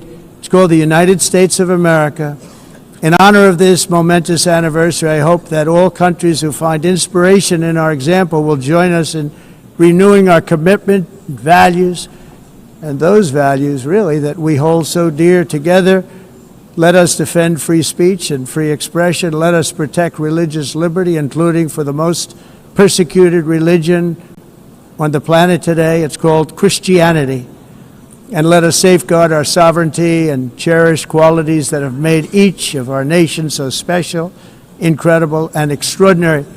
In closing, I just want to repeat that immigration and the high cost of so-called green renewable energy is destroying a large part of the free world and a large part of our planet. Countries that cherish freedom are fading fast because of their policies on these two subjects. You need strong borders and traditional energy sources if you are going to be great again. Whether you have come from north or south, east or west, near or far, every leader in this beautiful hall today represents a rich culture, a noble history, and a proud heritage that makes each nation majestic and unique, unlike anything else in human history or any other place on the face of the earth.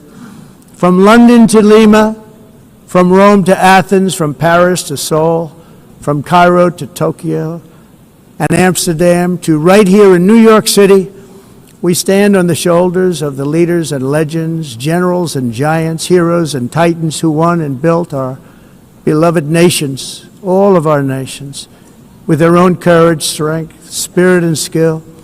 Our ancestors climbed mountains, conquered oceans, crossed deserts, and trekked over wide open plains.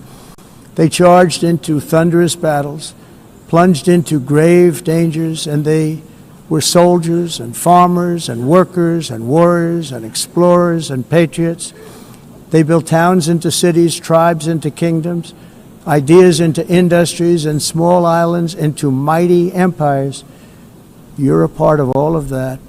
They were champions for their people who never gave up and who never, ever gave in. Their values defined our national identities.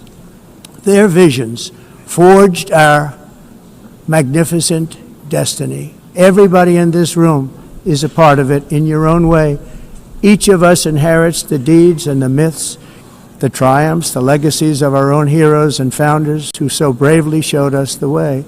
Our ancestors gave everything for homelands that they defended with pride, with sweat, with blood, with life, and with death. Now the righteous task of protecting the nations that they built belongs to each and every one of us. So together let us uphold our sacred duty to our people and to our citizens. Let us protect their borders, ensure their safety, preserve their cultures, treasure, and traditions, and fight for their precious dreams and their cherished freedoms. And in friendship and really a beautiful vision, let us all work together to build a bright, beautiful planet, a planet that we all share, a planet of peace and a world that is richer, better, and more beautiful than ever before. That can happen. It will happen. It will happen, and I hope it can happen and start right now, right at this moment. We'll turn it around. We're going to make our countries better, safer, more beautiful. We're going to take care of our people. Thank you very much. It's been an honor. God bless the nations of the world. Thank you very much. Bye.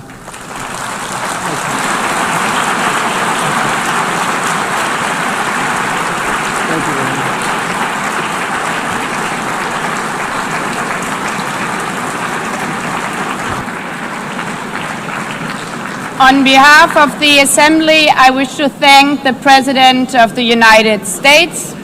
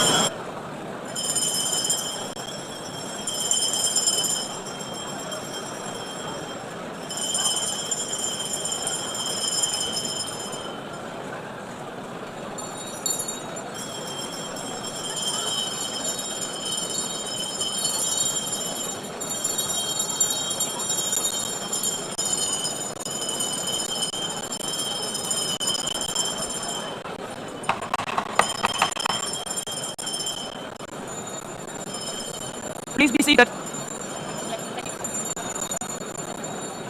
Please be seated.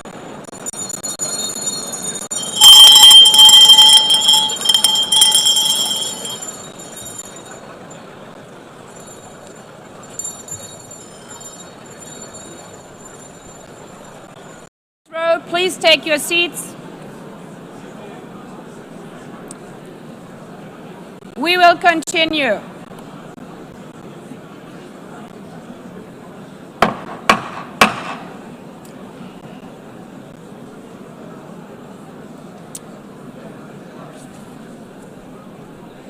Excellencies, as we are receiving queries, I would like to assure you that don't worry, the UN teleprompters are working perfectly. And by this technical note, I would like to call on the next speaker. The Assembly will hear an address by His Excellency Prabowo Subianto, President of the Republic of Indonesia. I request protocol to escort His Excellency and invite him to address the Assembly.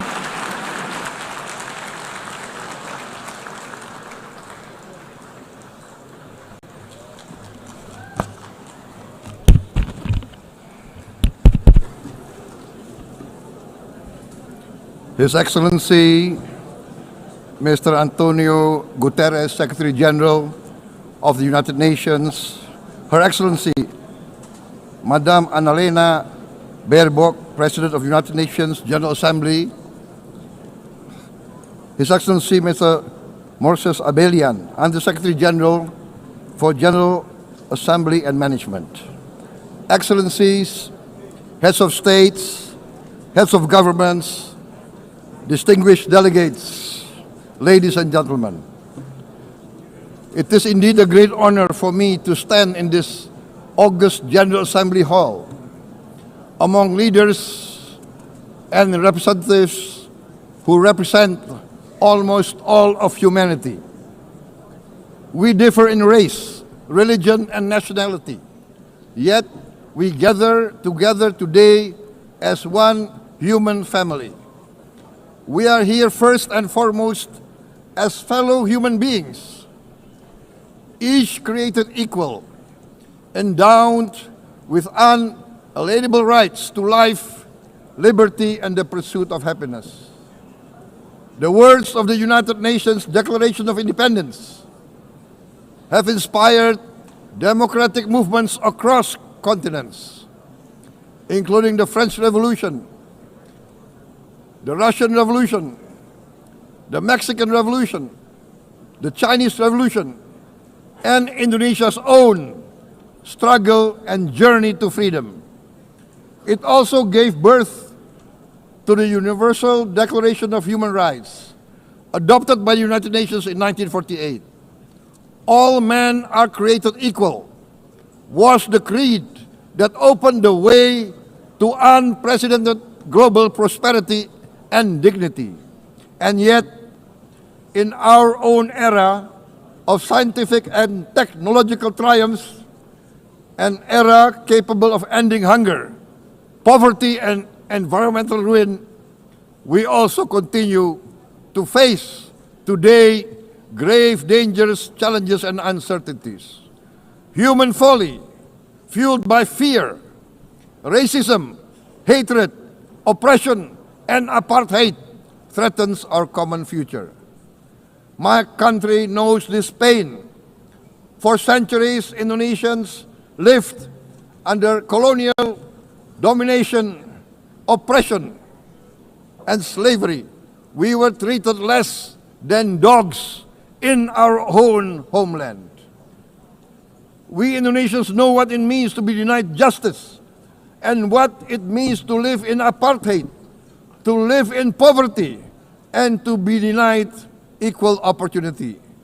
We also knew what solidarity can do in our struggle for independence, in our fight to overcome hunger, disease, and poverty. The United Nations stood with Indonesia and gave us vital assistance. Decisions made here based on human solidarity by the Security Council and this Assembly gave Indonesia independence, international legitimacy, opened doors, and supported our early development through the efforts of the United Nations Children's Fund, the United Nations Food and Agriculture Organization, the FAO, the World Health Organization, and many, many other United Nations institutions. And because of that, Indonesia today stands on the cusp of shared prosperity and greater equality and dignity. Madam President, Excellencies, our world today is driven by conflict, injustice, and deepening uncertainty. Every day we witness suffering, genocide, and blatant disregard for international law and human decency. In the face of these challenges, we must not give up. As the United Nations Secretary General said, we cannot give up. We cannot surrender our hopes or our ideals. We must draw closer, not drift apart. Together we must strive to achieve our hopes, our dreams. The United Nations was born from the ashes of the Second World War that claimed scores of millions of lives. It was created to secure peace, security, justice, and freedom for all.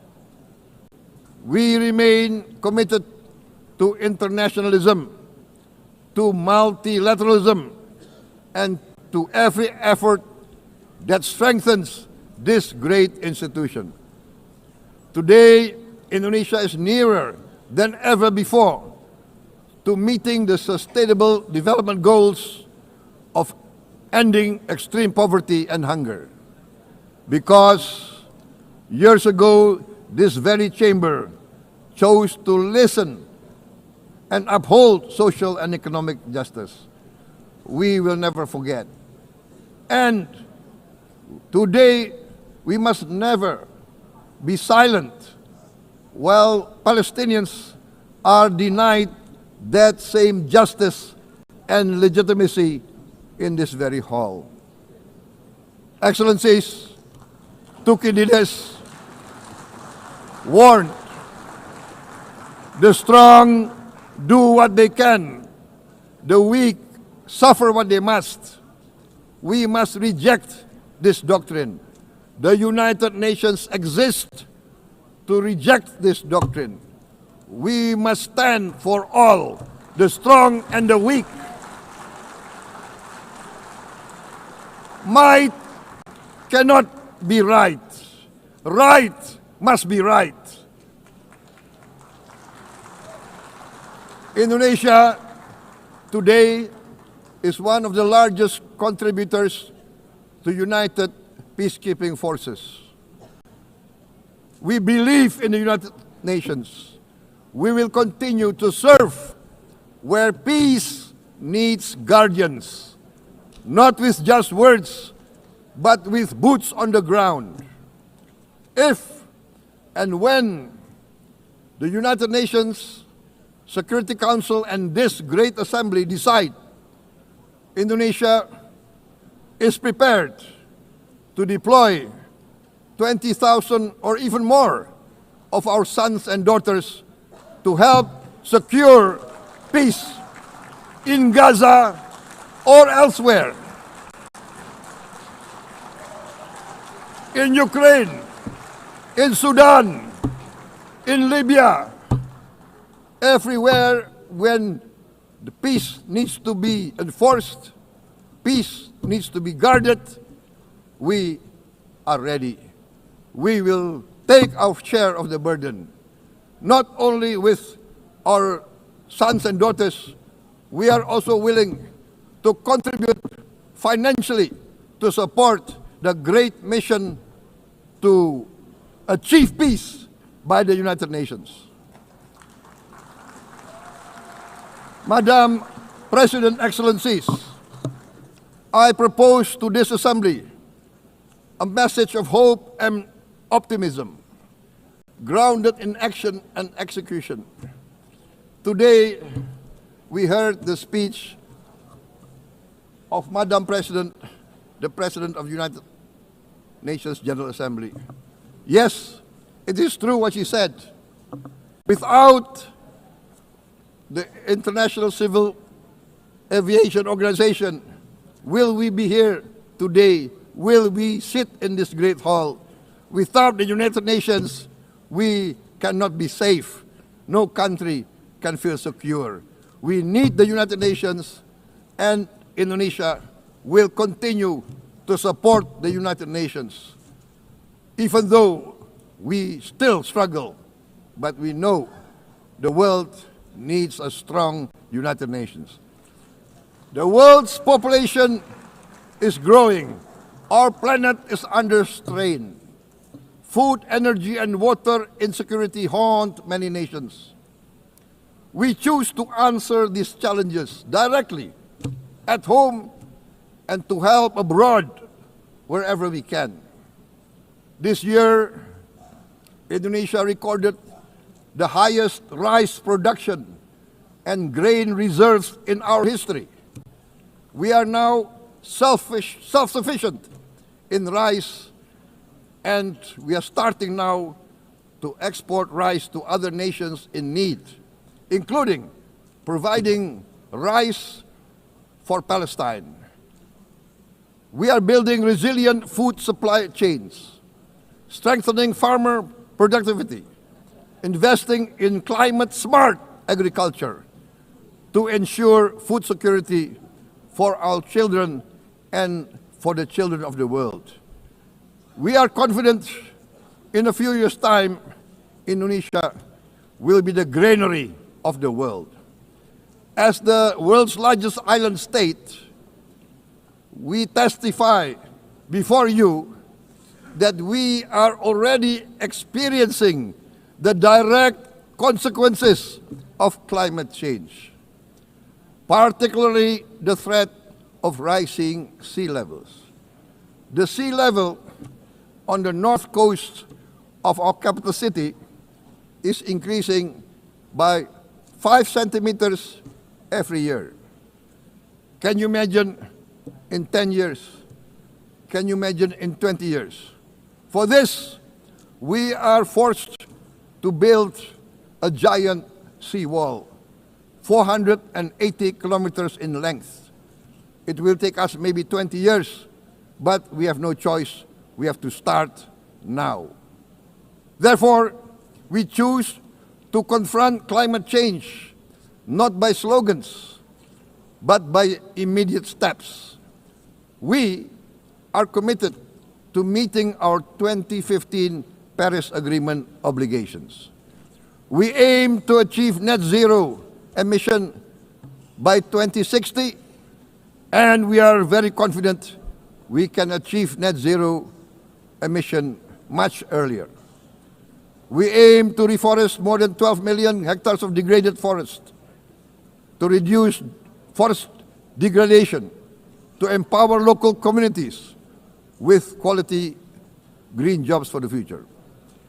Indonesia is shifting decisively from fossil fuel-based development towards renewable-based development. From next year, most of our additional power generation capacity will come from renewables.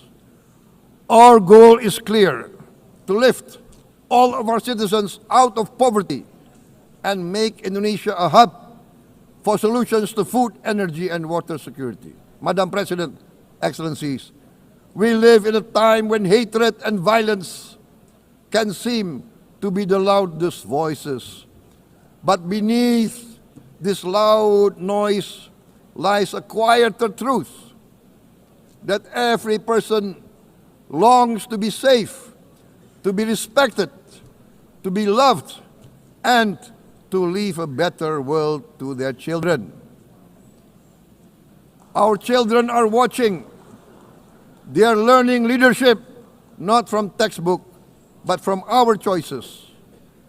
Today, still, a catastrophic situation in Gaza is unfolding before our eyes. At this very moment, the innocent are crying for help, are crying to be saved. Who will save them? Who will save the innocent? Who will save the old and women? Millions are facing danger at this very moment. As we sit here, they are facing trauma. They are facing irreparable damage to their bodies. They are dying of starvation. Can we remain silent? Will there be no answer to their screams? Will we teach them that the human family can rise to the challenge? Madam President, we must act now. Many speakers have said that.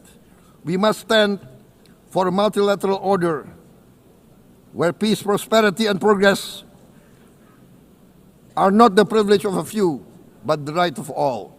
With a strong United Nations, we can build a world where the weak do not suffer what they must, but live the justice that they deserve. Let us continue humanity's great journey of ideals, the selfless aspirations that created the United Nations. Let us use science to uplift, not use science to destroy. Let rising nations help others to lift themselves. I am convinced that the leaders of the great world civilizations of the West, of the East, of the North, of the South, leaders of America, Europe, of India, China, the Islamic world, the whole world, I am convinced they will rise to their role demanded by history. We are all hopeful that the leaders of the world will show great statesmanship, great wisdom, restraint, humility, overcome hate, overcome suspicion. Madam President, distinguished delegates, we are greatly heartened by the events of the last few days, where significant leading countries of the world have chosen to side with history, to choose the right side of history, the path of the moral high ground, the path of rectitude, the path of justice, the path of humanity, to shun hatred, to overcome suspicion, and to avoid the use of violence. The use of violence will beget violence. No one country can bully the whole community of the human family.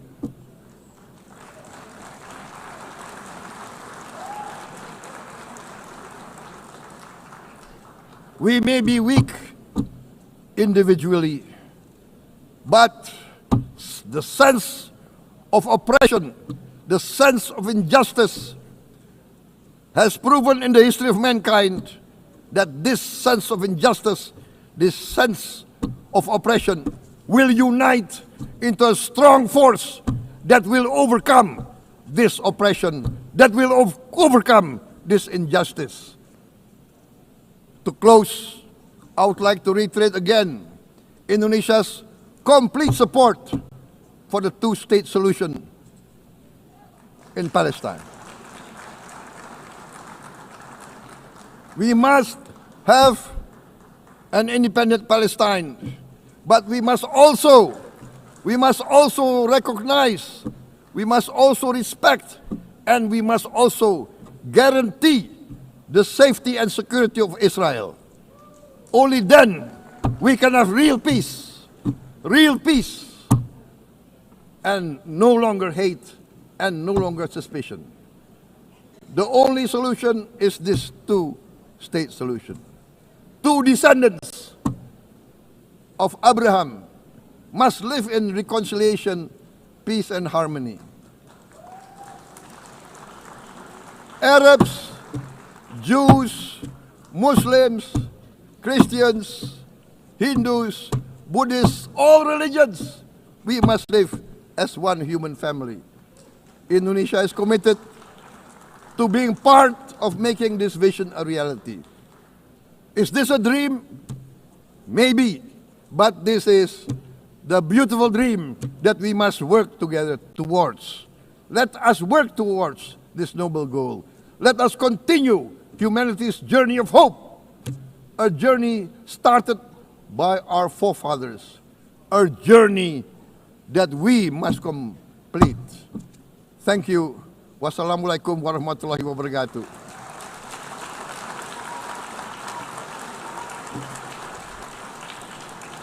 Shalom. Om Santi, Santi, Santi Om. Namo Buddhaya. Thank you very much. May God bless us all. May peace be upon us. Thank you very much. Thank you. On behalf of the Assembly, I wish to thank the President of the Republic of Indonesia.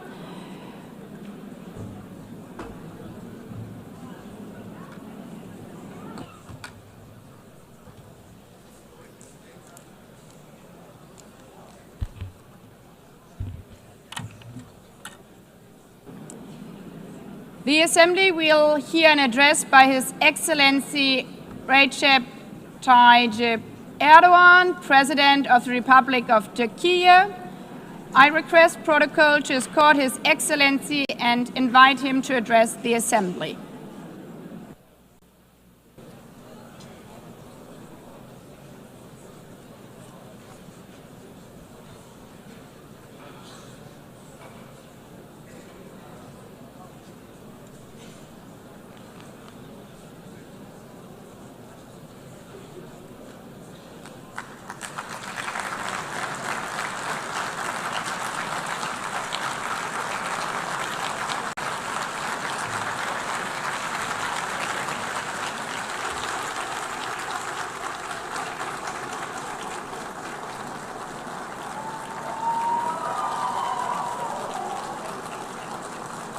Sayın Başkan, Excellency President of UNGA, Excellencies Heads of State and Government, Distinguished Secretary General, distinguished delegation members, on behalf of myself and my nation, I greet you all with most heartfelt feelings.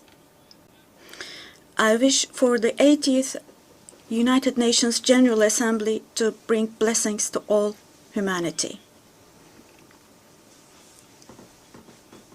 I am deeply honored to address you once again from this podium, which represents the collective conscience of humanity. I congratulate Mr. Young, who has completed his term as President of the General Assembly, and I wish success to Ms. Baerbock, who has taken over this position. At the outset of my speech, I would like to first express my regret at the absence today of the President of the State of Palestine, Mahmoud Abbas, at a time when Palestine is being recognized by an increasing number of countries. Today, we stand here on this podium. I stand here on this podium alongside my 86 million citizens, also for our Palestinian brothers and sisters whose voices are being silenced. I'd like to thank all the countries who announced that they recognize the state of Palestine, and I call on all the other countries who have not done so yet to do so, to recognize the state of Palestine as soon as possible. Esteemed President, distinguished members, the United Nations Charter was signed in San Francisco 8 years ago, and it entered into force on October the 24th, 1945. I would like to recall here again the first words of the first article of the UN Charter. Quote, "The purpose of the United Nations is to maintain international peace and security." Unquote. As we celebrate the 80th anniversary of the UN in this hall, grave events are unfolding in many parts of the world that cast a shadow over the very first words of the UN Charter's opening article.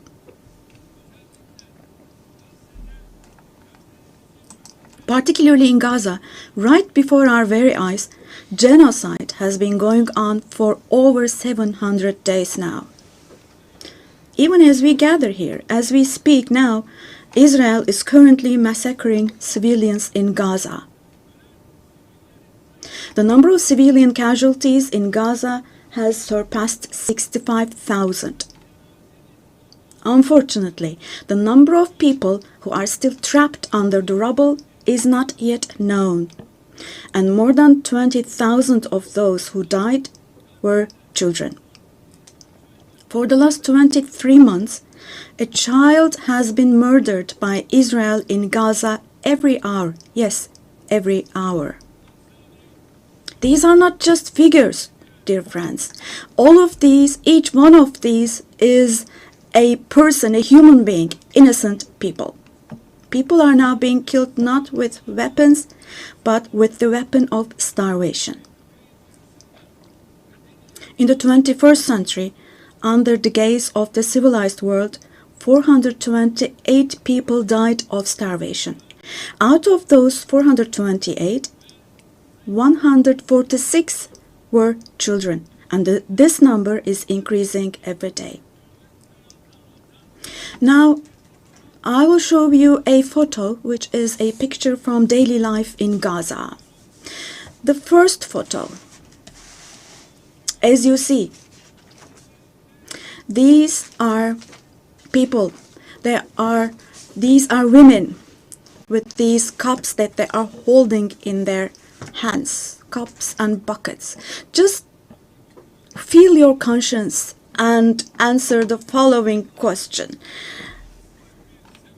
Can we possibly have a reasonable reason for this brutality in 2025? But this shameful picture in Gaza has been unfolding and is being repeated every day for 23 months now.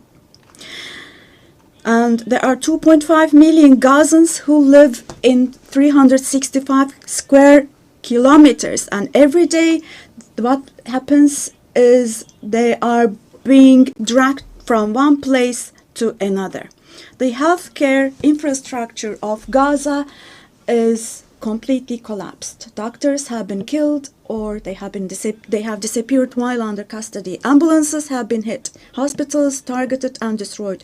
Treatment is not possible. Surgery is not possible. It's not possible to find medications. Now, dear friends, now as Tayyip Erdogan, with a heavy heart, with my heart bleeding here, I am telling you, innocent little ones, just 2 or 3 years old, without hands, arms, or legs, have become, unfortunately, a common sight to see in Gaza.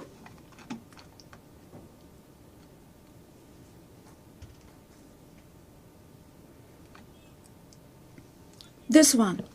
What kind of a human conscience can possibly bear this? Possibly. How can one stay silent vis-à-vis this? Well, in a world where children are dying of starvation and lack of medication, can we possibly have calm and peace? We all are parents. We have children or grandchildren who we dearly cherish. Here, say in America or in Europe, anywhere in the world, when a small rose thorn hurts a child's hand, the hearts of parents break. But in Gaza, children's hands, arms, and legs are being amputated without anesthesia. Now, I'm extremely sorry to say, but this represents the lowest point of humanity. Human history has not witnessed such bloodshed within the last century. All of this is happening before our very eyes. The genocide in Gaza is being broadcast live every moment through the media and social media.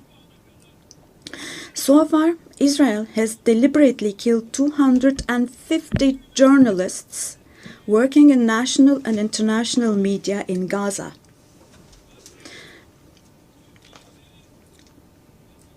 And they have closed all the entrance into Gaza, but they still have not been able to cover up the genocide. I wholeheartedly support Secretary General Guterres because he consistently draws attention to the ongoing genocide in Palestinian territories, and I would like to once again congratulate him for his courage.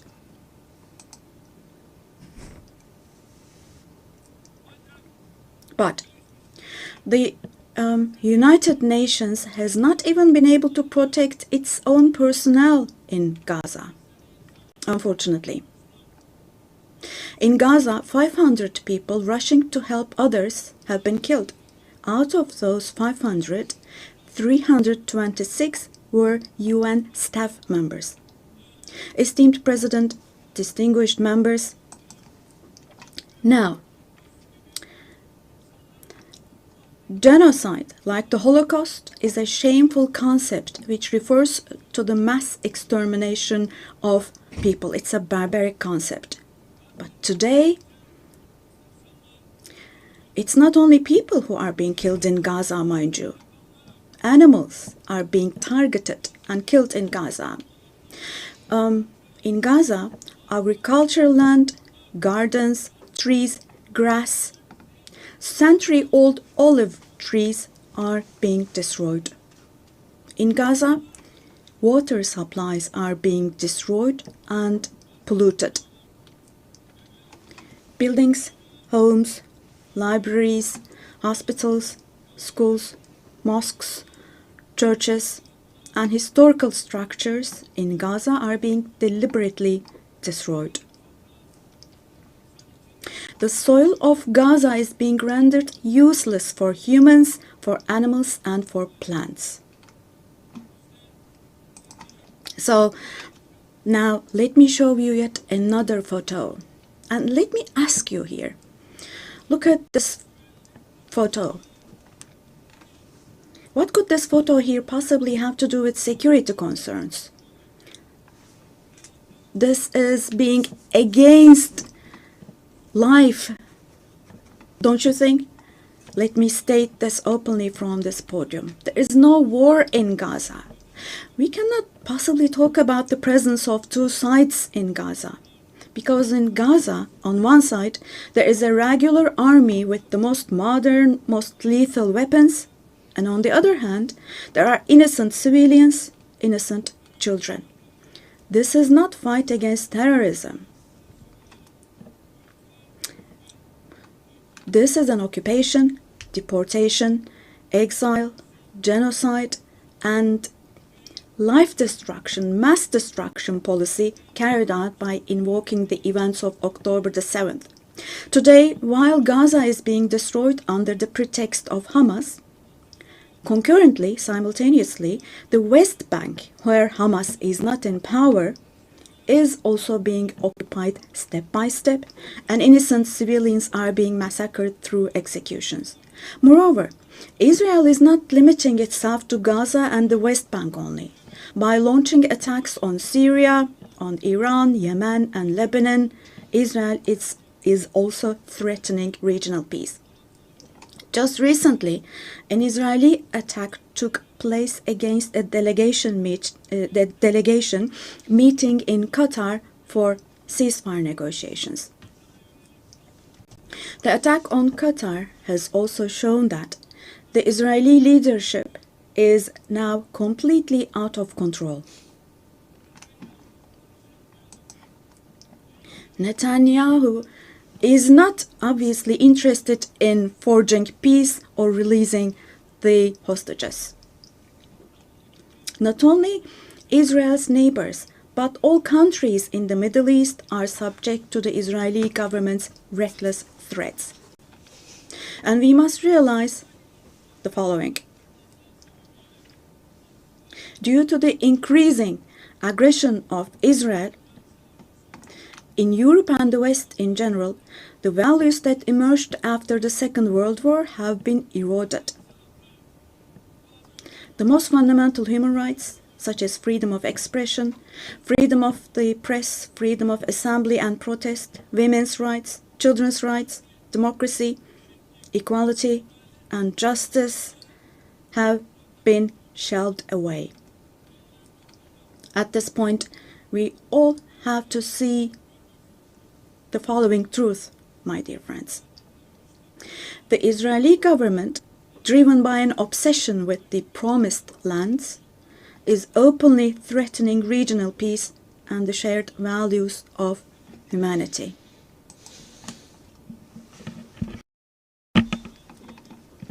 Three celestial religions. Jerusalem hosts all three celestial religions, and a common inherited holy place, Al-Quds, is holy for all three religions. This madness disturbs conscientious Jews. It fuels anti-Semitism around the world. We cannot continue with this madness anymore.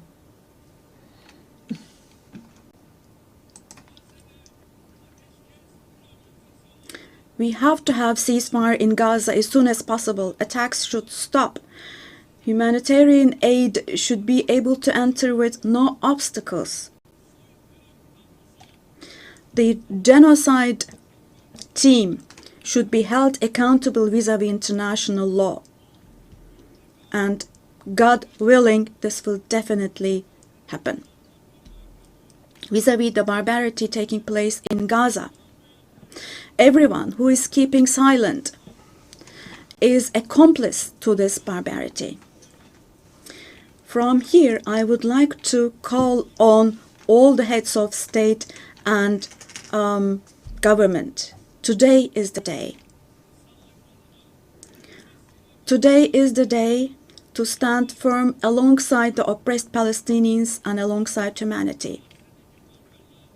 While your peoples back home are reacting to the barbarity in Gaza, do show the courage to take action here. Fulfill your humanitarian duty toward Gaza, where children are raising children. On this occasion, I would like to say the following. There are peoples all around the world who are taken to the streets. Unarmed activists and volunteers from different countries of the world, academicians, students, journalists, everyone, all the defenders of Palestine. I would like to say to them, thank you so much, and clear bows and favorable winds for their actions. Esteemed delegation members, for 13 years, I have spoken to you from this platform about the oppression and conflicts in our neighbor, Syria. Just as I raise my voice today for the oppressed people of Gaza, likely for 13 years, I have also drawn attention to the cries of the Syrians, and here I became their voice and breath as well. The persecution that caused the death of 1 million people and that forced millions more to flee their homeland has, thankfully, become a thing of the past with the December 8th revolution. Our Syrian brothers and sisters opened the doors to a new period as of December the 8th. I believe that the people of Syria who fought against a bloodthirsty regime will also be able to carry the victory they achieved at great cost to its rightful place, God willing. We'll support with all our means the vision of a one and unified Syria with no forms of terrorism, especially ISIS, being present. A free Syria where security is established is what we want. As stability takes root in Syria, the winners for sure will be all the neighboring countries, our entire region, along with Syrians. And the brotherly countries in the Gulf. I would like to thank them for their contributions for Syria to recuperate.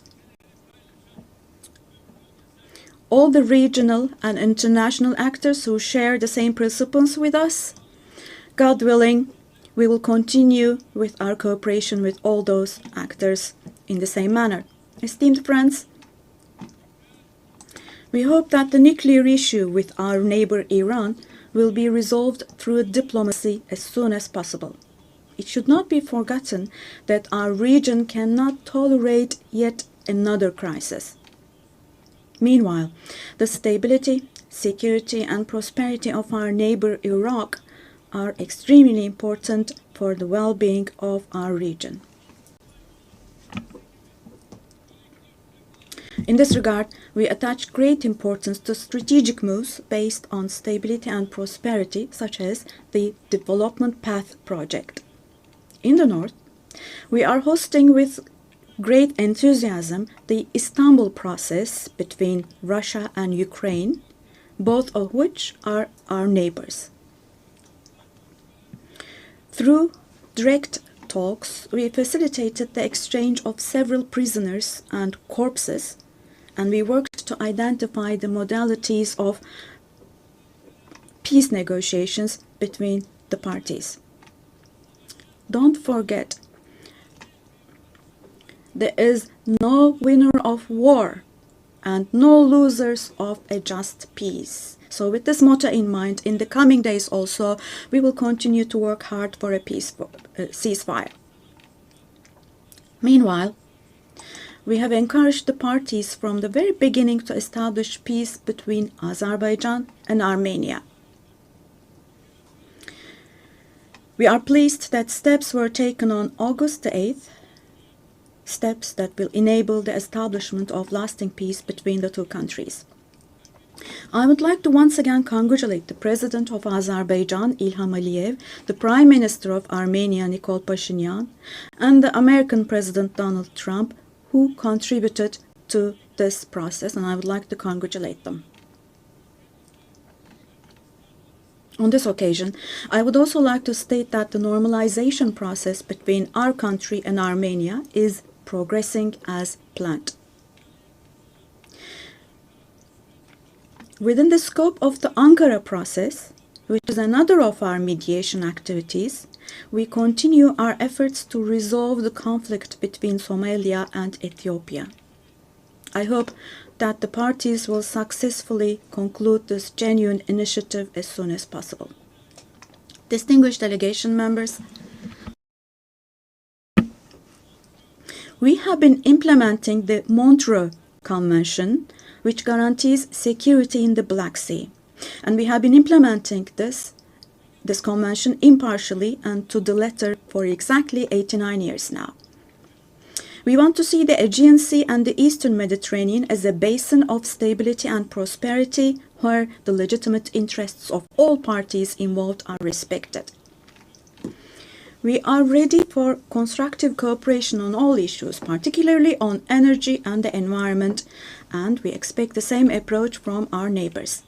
On this occasion, I would like to particularly underline that projects which exclude Turkey and the Turkish Republic of Northern Cyprus in the Eastern Mediterranean, such projects which exclude us will not be successful. Turkey has rights and authority in the western part of the island of Cyprus, while the Turkish Cypriots have legitimate rights in the area surrounding the island. An Eastern Mediterranean Conference, which we have proposed before, would contribute to finding common ground. Resolving the Cyprus issue has been tried many times before, but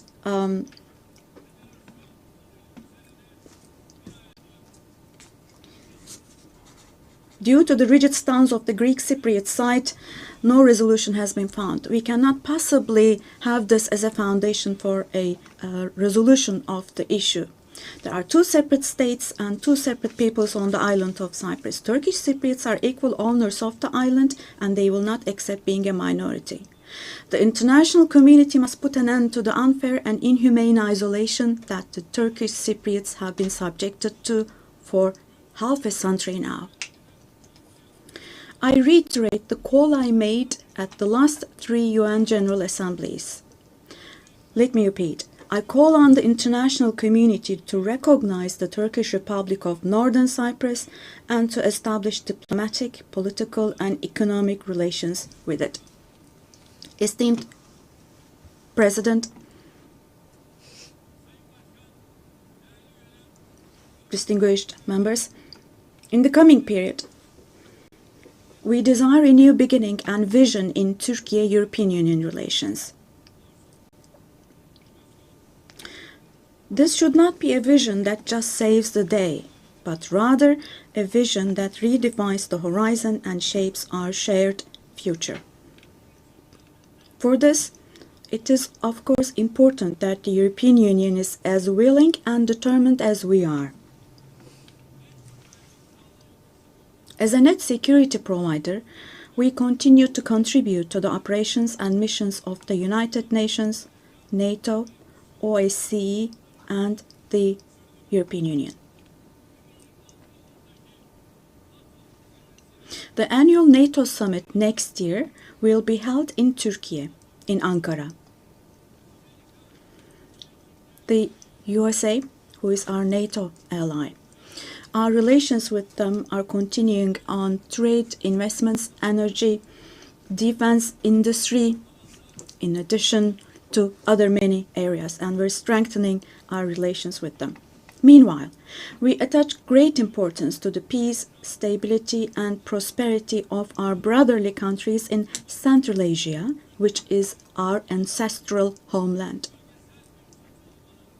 Our Organization of Turkic States is moving forward with confidence on the path to becoming a global actor, going beyond being merely a regional umbrella. We are making intensive efforts to ensure the continuation of peace and stability in the Balkans, where we have strong historical, cultural, and people ties. The Balkan Peace Platform, which we established in July, is the newest and most concrete manifestation of our efforts in this direction. And this October, we'll once again assume the command of KFOR forces. In Afghanistan, our fundamental desire is that the current administration demonstrates an approach that embraces the society and that takes human values into consideration. In this process, it is essential that the international community does not leave Afghan people alone, and as Turkey and as the Turkish nation will stand by the Afghan people at all times. Esteemed friends, in South Asia, we consider the preservation of peace and stability to be of utmost importance. We are pleased with the ceasefire achieved following the tensions last April between Pakistan and India, the tension which had escalated into a conflict. It is important to see a cooperation between the two countries when it comes to counterterrorism. The issue of Kashmir should be resolved on the basis of resolutions of the UN for the best for our brothers and sisters in Kashmir through dialogue, we hope. In the continent of Africa, from education to health, from infrastructure to in other areas, our relations are improving annually. And while providing all possible support to Somalia, we are also continuing our humanitarian aid activities. In Sudan, the conflict that has been going on for over 2 years saddens us deeply. Stopping the bloodshed in Sudan and establishing sustainable peace is the shared responsibility of the international community. And Turkey's efforts in this direction will continue. The Great Lakes region has suffered greatly from years of ongoing instability and conflict. Our hope is that these conflicts in the east of the Democratic Republic of the Congo will give way to lasting peace and stability. We wholeheartedly support the efforts being carried out under the mediation of the US and the facilitation of Qatar. The increasing terrorist activities in West Africa, particularly in the Sahel basin are also of great concern to us. We will continue our unwavering efforts to ensure peace, tranquility, and stability for the peoples of this region with whom we share historical ties. Drawing inspiration from the historical double-headed Turkish Selçuk eagle, I would like to emphasize that our relations with Asian countries in Turkish foreign policy are of great strategic importance. We pursue a 360-degree approach in this policy. Within the framework of our Return to Asia initiative, we are deepening our engagement with regional organizations such as ASEAN, the Indian Ocean Rim Association, for example. We will continue to develop new partnerships with Asian countries, and we attach great importance to developing our relations with Latin America and the Caribbean region in a spirit of partnership and a win-win approach. We are determined to further strengthen the friendly ties we have established with all the countries in the region. Esteemed delegation members, increasing protectionist trends in international trade and disruptions in supply chains are leading to fundamental changes in the global economy. To successfully address current challenges, we support the reform of rules-based international trade, including the World Trade Organization. I believe access to affordable, safe, and sustainable energy is essential, particularly for developing countries, to be able to achieve their development goals.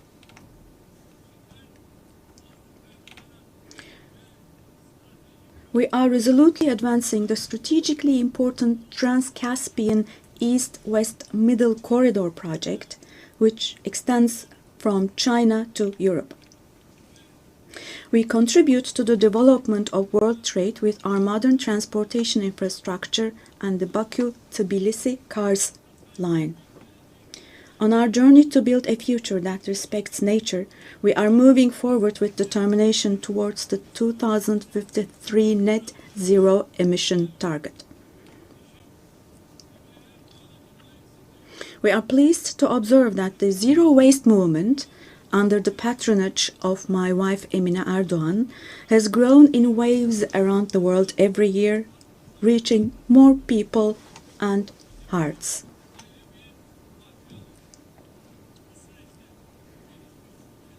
In this process, it is no longer a choice for developed countries to fulfill their responsibilities. It has now become an obligation for them. As one of the countries providing the most development aid in the world, we are striving to achieve the UN Sustainable Development Goals.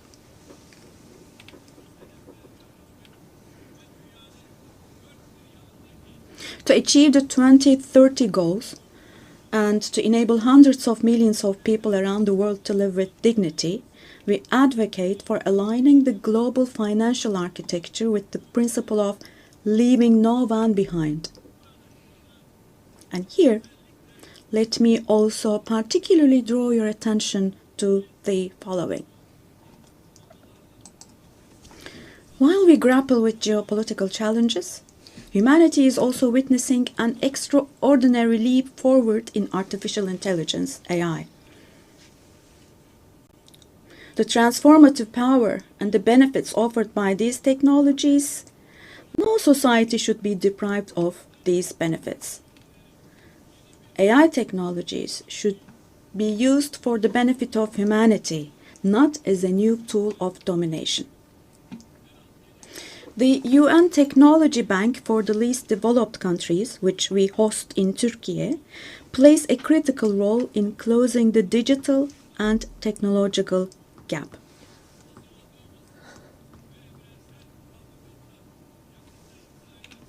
We have prepared a children's rights convention in the digital world, and we will soon open this up for ratification. I'm sure this will create a lot of awareness in this area, and we expect your support for this. On the other hand, in today's world where racism, xenophobia, and particularly Islamophobia, have reached alarming levels, combating these trends that directly threaten the culture of coexistence has now become an essential duty for humanity. It is significant that Mr. Moratinos, High Representative of the Alliance of Civilizations, has also been appointed as the UN Secretary General's Special Envoy on combating Islamophobia. As I stated here last year, the institution of the family is under threat today as never before.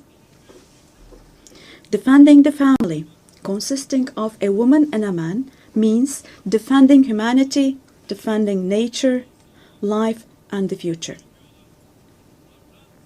Turkey will continue to defend the family in the face of ever-increasing attacks. Distinguished delegation members, the roots of the UN, established to prevent humanity from experiencing the disaster of war again, are filled with values that will eliminate the dark era we are in. We fully support the UN 80 initiative launched by Secretary General Guterres to make our organization more effective and more efficient. I hope this initiative succeeds as a process that will further strengthen all the activities of the UN. I express our readiness to provide strong support to this process, also driven by our vision of making Istanbul a UN hub. I sincerely believe that it is our shared responsibility to take steps that will restore the founding spirit of the UN in its 80th year. We will continue to say, the world is bigger than five until a system is established where the righteous are powerful, not the powerful are righteous. Our duty is not to abandon the system, but rather to repair it and to make it work again. Without a doubt, a more just, a fairer world is possible. Turkey will patiently continue its fight for the construction of a more just world. So may God help and aid us all. Once again, let me greet you all with kind regards and thank you.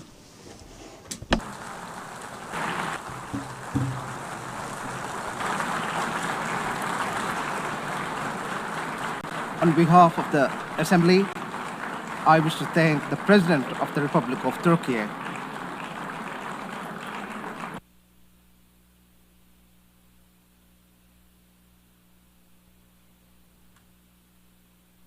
Assembly will hear an address by Her Excellency Dina Ercilia Boluarte Segara, President of the Republic of Peru. I request protocol to escort Her Excellency and invite her to address the Assembly.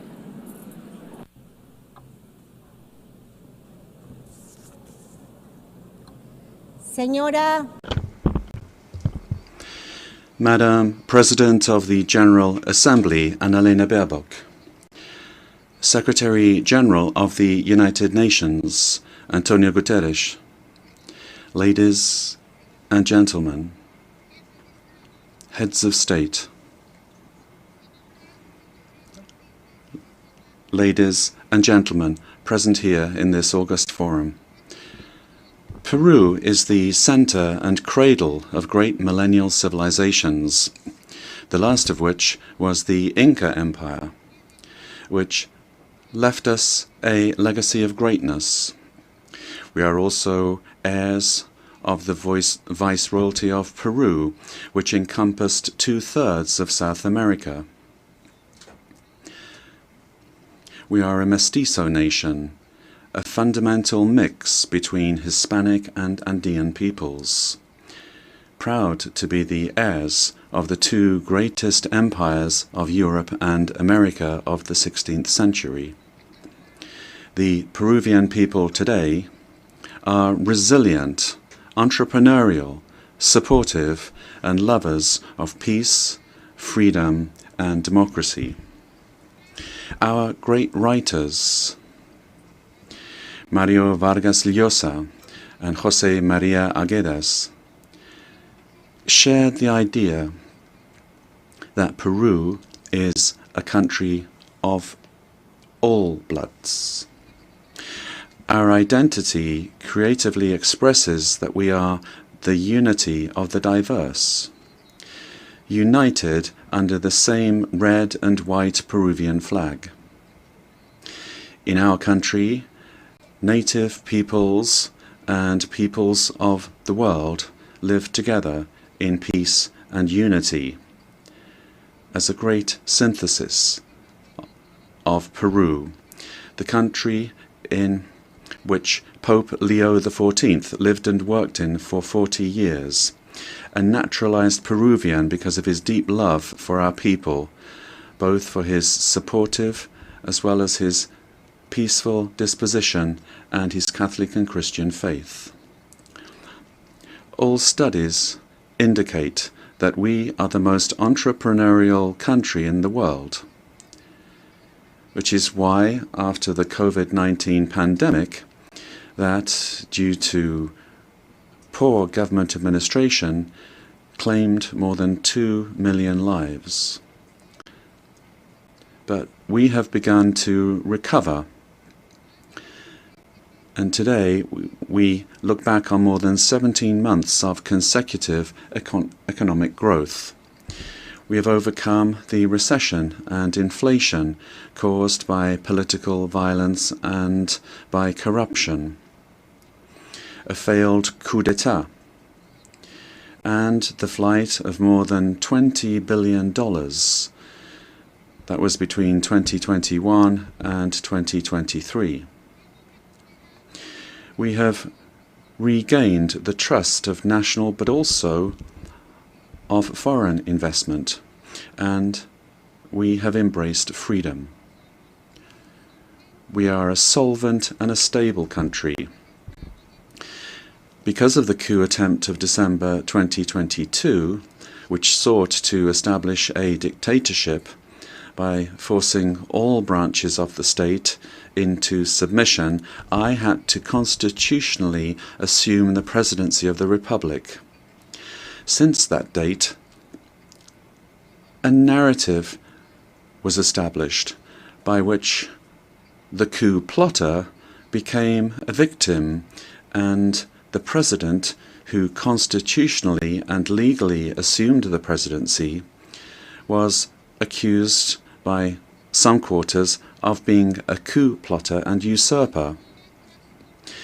Lies turned into truth, and truth turned into lies.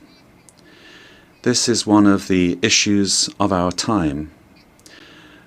The building of false narratives to attempt to defend anti-democratic political projects. The thinking goes that ideologies of hatred, where they're projects of failed states that grow into all-powerful states, require, in order to impose their will, a false narrative, in order to achieve their objectives through violence, and who, once in power, crush freedoms, silence the press and democratic opposition, violate human rights, and begin to control, to confiscate, and to expropriate private companies, creating a corrupt bureaucracy that destroys the economy, society, and public morality. The first step for achieving all of this is to build a narrative in order to lie. The ideology of class hatred is very skillful at distorting reality and building false narratives, because it uses the totalitarian method of repeating a lie ad infinitum, as was done in the world before the Second World War, and as is happening again today, because totalitarianism renews itself, presents itself with other faces, but it remains a serious threat to countries and to the world. The cynical narrative is reinforced by interventionism in the internal affairs of countries, supporting and spreading falsehoods to destroy democracy and eliminate freedom. In Peru, we have overcome strong, organized and persistent political violence that sought the return of the coup plotters' government, and since 2024, progress has been made in restoring stability and confidence. And this is why the Peruvian economy managed to grow this year by 3.3%. And in the current year, 2025, is exceeding 3.5% growth, with forecasts that in 2026 the trend of economic growth will continue. The government guarantees 3 years of economic growth, being the leader in South America. Inflation is below 2% annually. International reserves amount to more than $88 billion,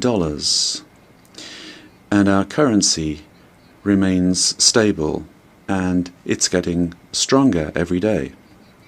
Our external debt is less than 32.2% of GDP, one of the lowest in the Americas and in the world. And our fiscal deficit this year will be 2.2% annually.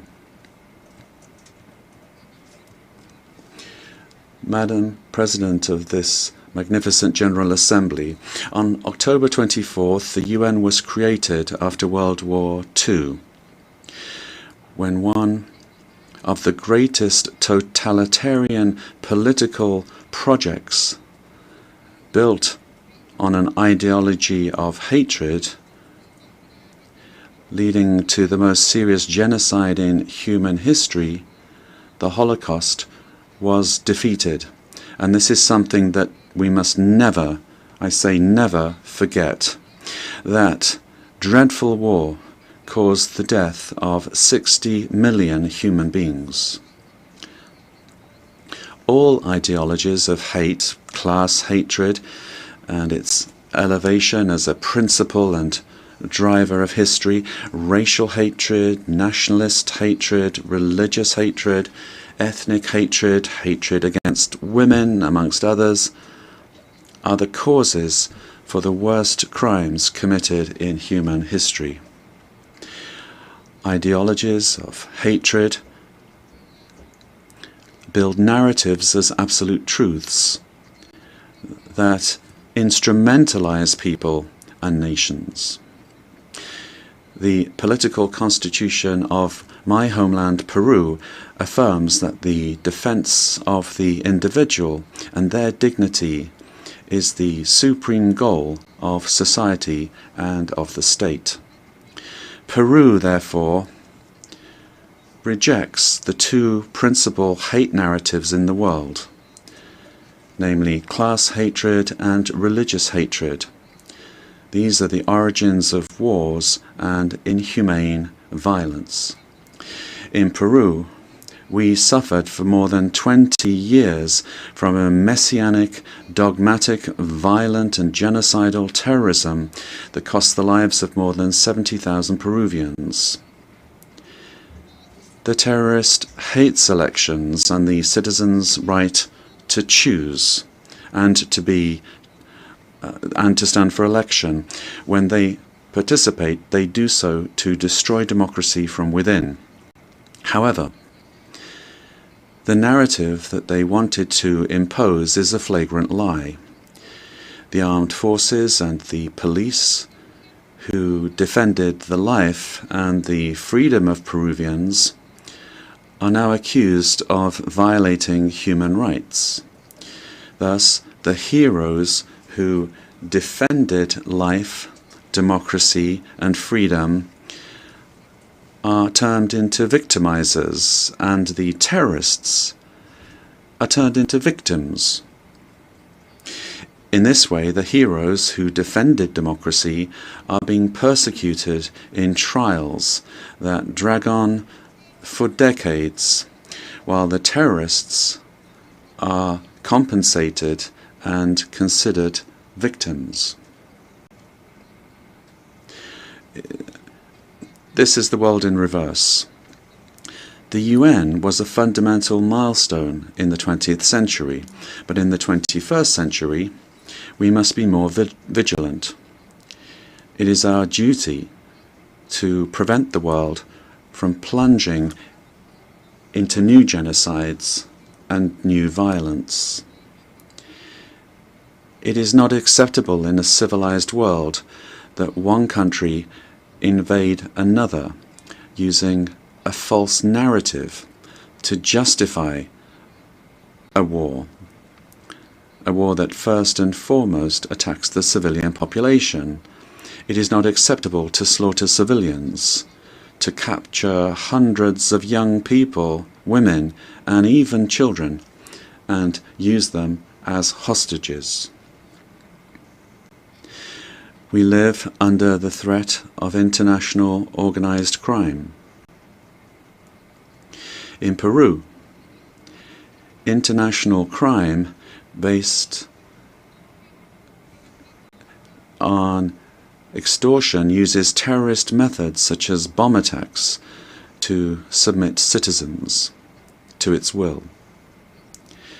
These criminal organizations that use weapons of war have created financial mechanisms to launder blood-stained money, sending large sums back to their countries of origin.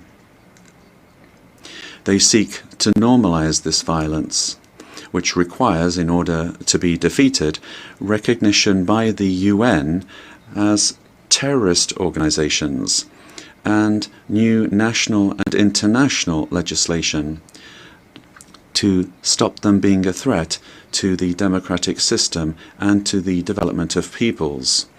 It is also imperative that we act against drug trafficking and illegal mining that destroys the environment, pollutes rivers, and condemns peoples and individuals to slavery.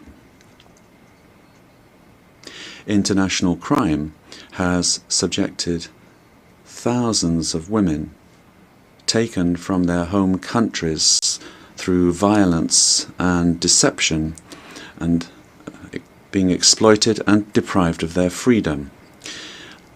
Ladies and gentlemen, we are living through times that recall the darkest chapters of our modern history, and Peru is convinced that the world does not need less UN, but more and a better UN, one that is in tune with the times.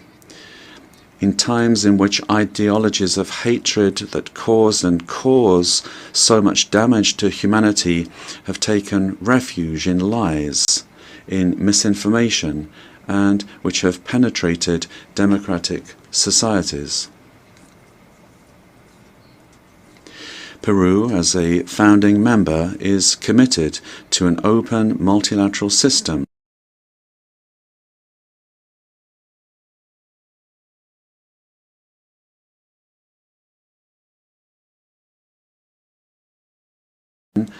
the pillar of the model that has brought peace and prosperity. But we have to look at what's happening around us in the world. At this time, as we're meeting here, in other parts of the world, they are killing children, girls, boys, innocent people.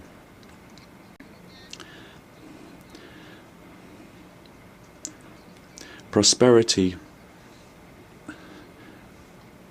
will only come if we are united and work together. and we have to adapt to new threats. Each of our countries has the duty to make their contribution towards finding solutions to the problems that we all face together, and my country is striving to do this. But the interconnection of our societies and economies means that it is only through international cooperation that we can resolve the crises which we face. If we do not reform the United Nations, our common home, to restore representativeness and effectiveness to its action, then we run the very serious risk of seeing one of the most precious instruments that the international community has for world stability disappearing. For this reason, Peru supports the work of the UN-80 initiative, launched by the Secretary General, placing particular emphasis on the need to refocus the organization on its fundamental functions, bringing it closer to the needs of peoples, and at the same time making it more efficient. UN-80 must be an opportunity to strengthen multilateralism and ensure that the organization is better prepared to achieve its essential goals. This reform can only truly become fully effective if it is complemented by a transformation in UN governance that prevents institutional stalemates when it comes to decision-making, while ensuring its suitability. Ladies and gentlemen, in Peru, our government is working to meet its commitments, both to our citizens as well as to the international community, facing the threat of organized crime resulting from the collapse of tyrannical governments that led to migration to other countries. This is true of our country. From day one, my government has fought to restore governance in the country and to defeat polarization and violence. In Peru, there is full separation of powers, the rule of law, respect for freedom, and human rights. My government is the most stable of the last 5 years, during which 5 presidents have succeeded one another. We are fighting for citizen security, facing crime that takes advantage of the rise in the price of gold and drug trafficking. We have achieved positive, verifiable results in these areas. We are working to strengthen human capital. We are fighting child malnutrition and anemia. And we are building schools and hospitals throughout the country, which has not been done in recent years. The priority is children, women, and the Peruvian family. We are modernizing the country's infrastructure, ports, airports, roads, bridges, designing an economy that is better connected to the world, as well as a firm policy for fighting corruption. Our goal is to guarantee free and impartial elections, defeating the attempt of a violent minority that seeks their failure. Ladies and gentlemen, the United Nations organization has always been present in the modern history of my country, particularly in its most difficult moments. Similarly to what is happening elsewhere in the world, and despite our efforts, Peru today finds its democratic institutions and the rule of law under attack by the polarization of politics, the cause and consequence of the return of extremist violence. We suffer from the scourge of transnational organized terrorist crime, which causes deaths, attacks, insecurity, and drug trafficking that destroys the social fabric.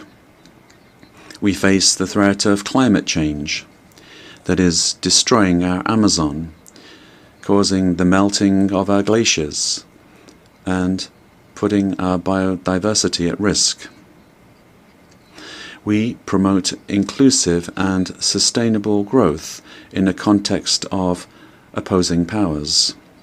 But none of these problems is merely national, but global.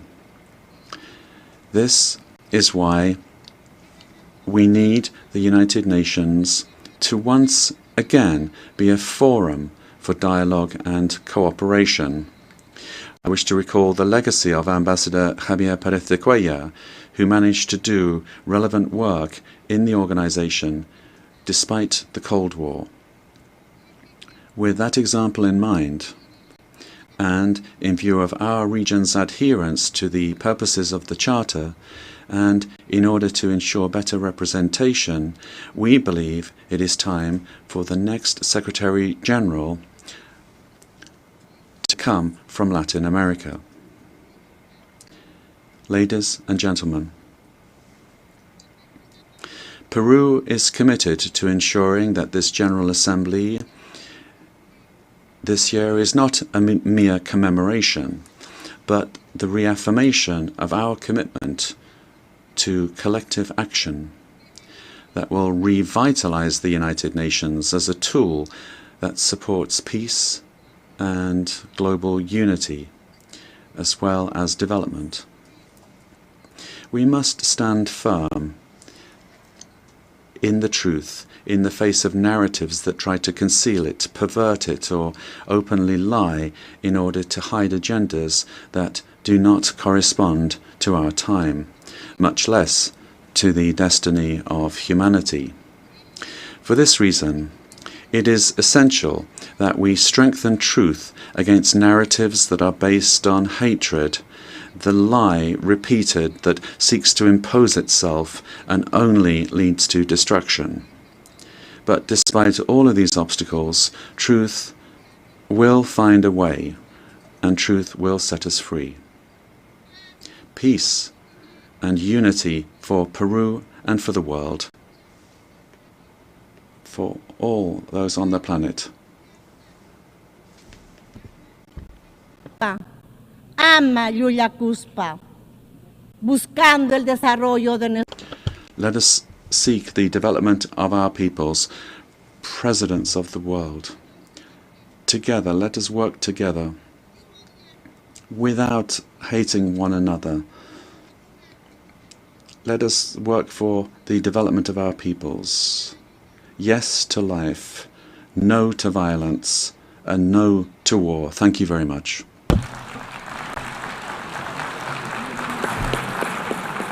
On behalf of the General Assembly, I wish to thank the President of the Republic of Peru.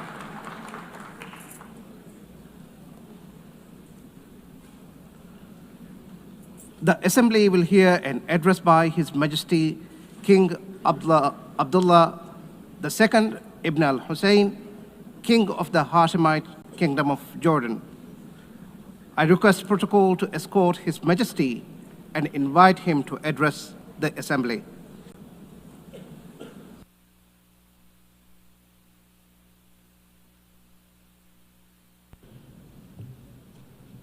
Bismillah ar-Rahman ar-Rahim. In the name of God, the compassionate, the merciful. General Assembly, at another occasion when I stand before you to address the same issue, the conflict in the Middle East. And not for the first time, developments on the ground have made me question the worth and utility of words in capturing the magnitude of the crisis. Yet not speaking about it would signal acceptance of the situation and abandonment of our humanity.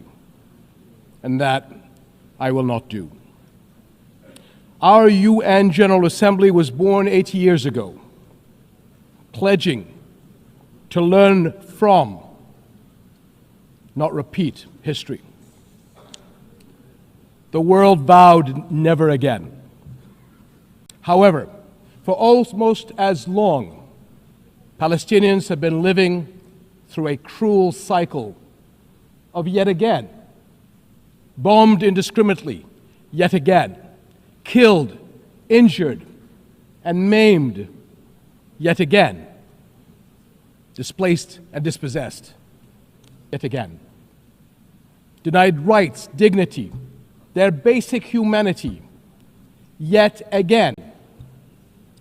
So I must ask, how long? How long will it be before we find a resolution to this conflict, one that safeguards the rights of all sides and allows a level of normalcy in the lives of the families at its core? How long will it be before I stand before you and speak not of suffering and devastation in my region, but of prospect, prosperity, and potential? Sadly, this is not the only conflict in our world. And some may say that other wars are also devastating. But the Palestinian-Israeli conflict remains unique. It is the longest standing conflict in the world.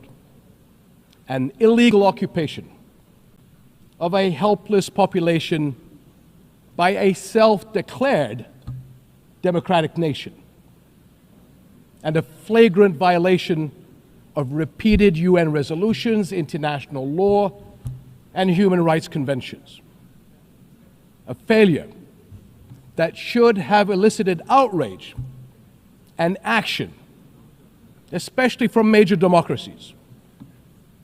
Instead, it has been met with decades of inertia. My friends, the war in Gaza marks one of the darkest moments in this institution's history.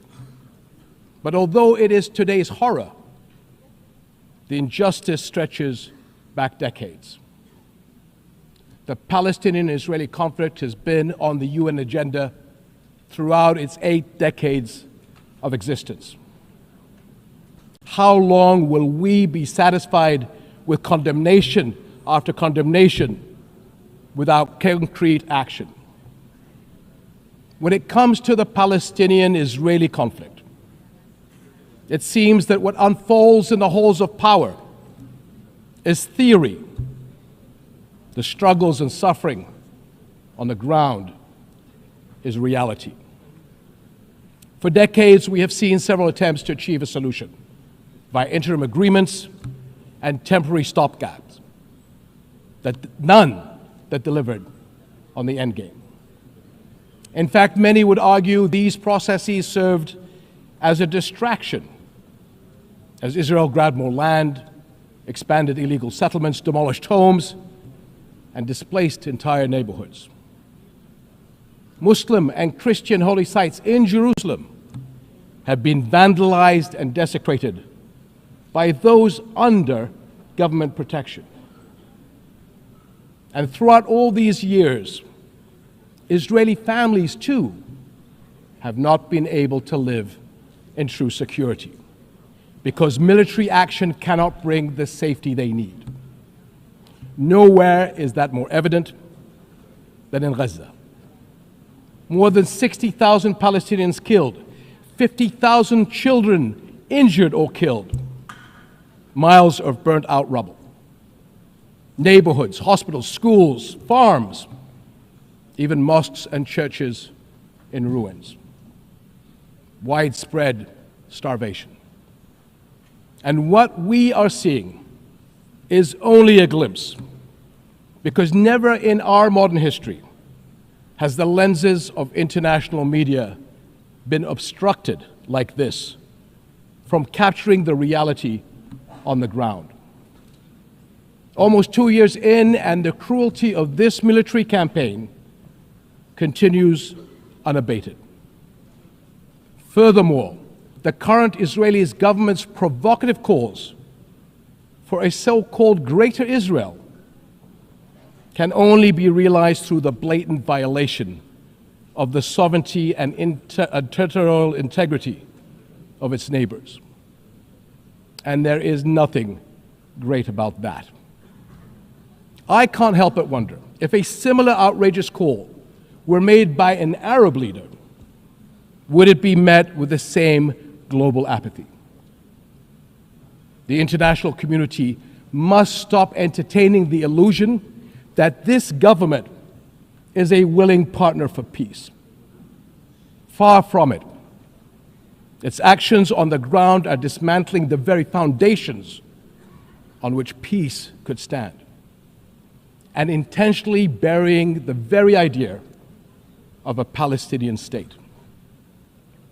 It has shown how little it respects the sovereignty of other countries, as we have seen in flagrant violations in Lebanon, Iran, Syria, Tunisia, and most recently, Qatar.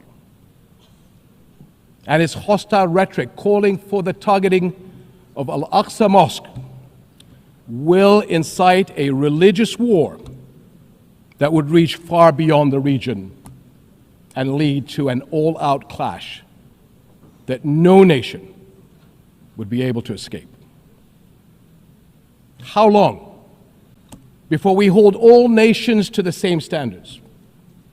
How long before we recognize the Palestinians as people who aspire to the same things you and I do, and we act on that recognition? How long before we recognize that statehood is not something Palestinians need to earn? It is not a reward. It is an indisputable right.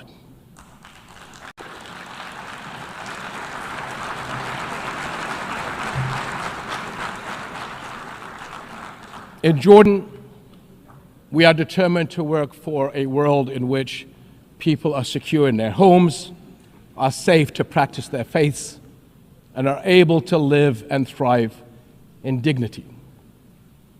As custodians of Muslim and Christian holy sites in Jerusalem, we safeguard these holy places against actions that violate the city's legal and historical status quo.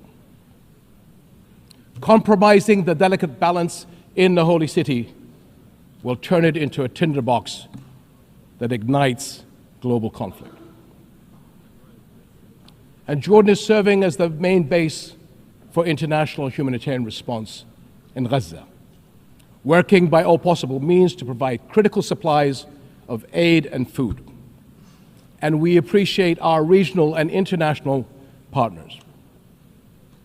I'm also immensely proud of the many Jordanians, including men and women of Jordan armed forces, who are at the heart of this effort. Ground convoys, aircraft crews, doctors, nurses, and mobile medical staff who work even under fire to provide relief. These and countless others carry forward Jordan's deep heritage of compassion and generosity to a people in grave need. My friends, amid such darkness, there is a glimmer on the horizon. We are seeing more nations stepping up on behalf of a permanent ceasefire in Gaza, one that ensures the release of all hostages, unhindered humanitarian aid, and support for the Palestinian people as they rebuild. We all know that force is no foundation for security. It is a prelude for greater violence. Repeated wars are teaching generations of Israelis and Palestinians that their only recourse is the gun. Security will only come when Palestine and Israel begin to coexist. Seems I have the same problem as President Trump. Begin to coexist side by side. This is the two-state solution, in line with international law and UN resolutions. An independent and viable Palestinian state with East Jerusalem as its capital, alongside a secure Israel living in peace with its neighbors. For almost a quarter of a century, this has been the promise of the Arab Peace Initiative, in which Arab and Muslim partners around the globe extended their hand. My friends, for the past 2 years, we have finally seen the world's conscience stirring in the courage of ordinary people from every walk of life and every corner of the globe, raising their voices as one and declaring, it has been too long.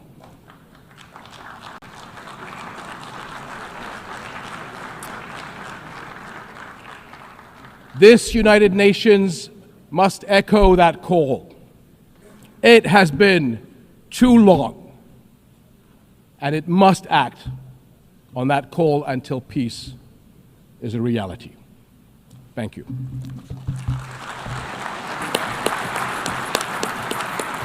On behalf of the Assembly, I wish to thank the King of the Hashemite Kingdom of Jordan. The Assembly will hear an address by His Excellency Lee Jae-myung, President of the Republic of Korea. I request protocol to escort His Excellency and invite him to address the Assembly.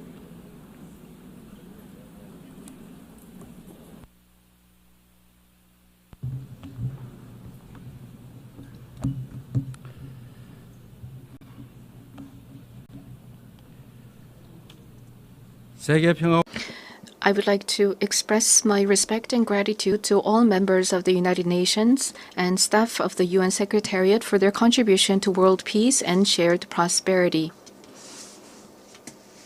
I extend my sincere congratulations to Her Excellency Annalena Baerbock on assuming the presidency of the 80th session of the UN General Assembly.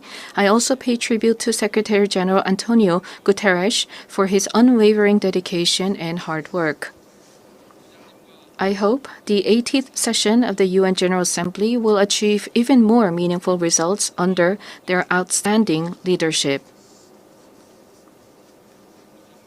Madam President, Mr. Secretary, and distinguished delegates, this year is a meaningful year marking the 80th anniversary of the founding of the United Nations. The past 80 years of the UN have been a valuable journey of protecting the dignity and values of humanity and at seeking a path forward for future generations. If someone asks what the UN has achieved, I would confidently reply, look at the 80-year history of the Republic of Korea. It is no exaggeration to say that the Republic of Korea's history, dotted with challenges and responses, is the history of the United Nations, which has constantly confronted enormous challenges facing humanity. Liberated from colonial rule the very year that the United Nations was founded, the Republic of Korea emerged from the scars of division and ashes of war through UN assistance, maintaining national identity while achieving industrialization and blooming into a democracy.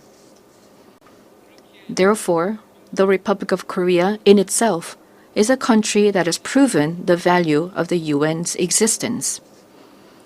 Whenever the Republic of Korea revived the hopes of lives as precious as the weight of the universe amidst horrific wars and disasters, the UN flag fluttered at the center of that intense solidarity, drawing the world's attention. It is raising its role and responsibility as a member of the international community more rapidly than any other country.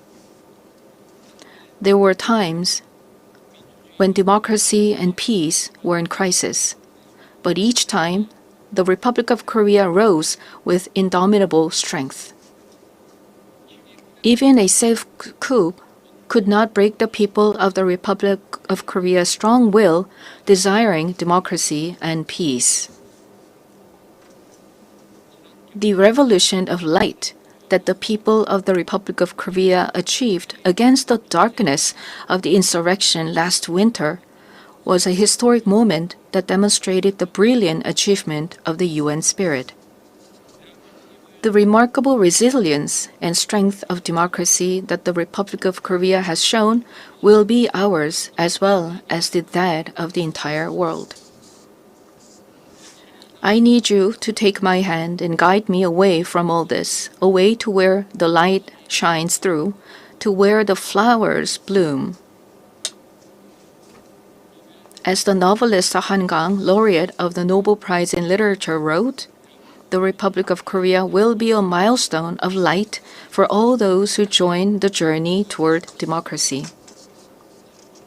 Today, at the UN General Assembly, where world peace and humanity's shared prosperity is discussed, I proudly announce that a new Republic of Korea, which will be a beacon of light for global citizens, has completely returned to the international community. Thank you. The Republic of Korea, which has grown thanks to the support and assistance of the UN, will not hesitate to take on the role of a leading nation, generously sharing its experience and history of restoring democracy. Despite ceaseless efforts from all corners of the world, the international community's determination and aspiration to maintain international peace and security 80 years ago still remains an unfinished task for everyone. 280 million people are still in a state of extreme hunger. Armed conflicts around the world, including in Ukraine and the Middle East, as well as the climate crisis, which has already become a real problem, threaten the survival of humanity. The answer lies in the wisdom of the pioneers who founded the United Nations, as well as the path that the people of the Republic of Korea demonstrated. There is only one way: more democracy. The people-centered government of the Republic of Korea, through the power of collective intelligence, is ceaselessly attempting innovations, seeking better alternatives in democracy. The way to solve common challenges facing the international community is no different. When all the countries experiencing the same problems gather here at the United Nations and continue multilateral cooperation, putting their heads together, we will all be able to move toward a bright future of peace and prosperity. I look forward to the UN-80 initiative presented by the Secretary General taking root as a vision that achieves UN's evolution and advancement in line with the demands of our time. I also hope the UN Security Council can increase the number of seats of non-permanent members reflecting changes in the international environment and enhance its effectiveness and representation. As a member of the UN Security Council for the term 2024 to 2025, the Republic of Korea is making efforts so that the UN Security Council can respond proactively to threats to the international peace and security. Madam President, Mr. Secretary General, and distinguished delegates, the Republic of Korea, having restored democracy, dreams of a better future. The Republic of Korea will fulfill its responsibility as a responsible global power that steadfastly upholds the values of freedom, human rights, inclusiveness, and solidarity championed by the United Nations. We will further develop our institutions and cultures so that everyone residing in the Republic of Korea, both nationals and foreigners, can be respected as an equal member of society in all fields of life. the Republic of Korea will strengthen and lead cooperation with the international community while realizing the value of respect for human rights. In a time of crisis where immediate survival is urgent, words like solidarity, coexistence, and cooperation may feel somewhat distant. However, humanity has always dreamed of hopes as high as its deep despair, and has achieved the progress we see today through a passion for a better tomorrow. The more difficult the times are, the more we must return to the basic spirit of the UN, which is trust in universal values of humankind. Just as the determination to not pass down the devastation of wars led to the founding of the UN and has prevented conflicts and preserved peace, we today must cooperate more, trust more, and join hands more firmly in order to build a better future, a better world for future generations. Democratic Korea will lead the way in multilateral cooperation toward a sustainable future. Peace is a value that is more important than anything else. In the Republic of Korea, as well as elsewhere in the world, peace is the basic foundation for democracy and economic development. The disputes and conflicts we are currently facing vividly show how easily the ideals of human dignity and sustainable development can crumble without peace. Today, the Republic of Korea is fulfilling its responsibility as a key contributor to the United Nations peacekeeping and peacebuilding activities. Our brave soldiers, who have steadfastly defended the Republic of Korea, a divided nation, are helping to pave the way towards sustainable peace led by the UN. Threats to peace are not only physical elements. In an era where artificial intelligence technology is critical to security capabilities and cyber attacks threaten national security, we must confront not only visible enemies, but also invisible enemies.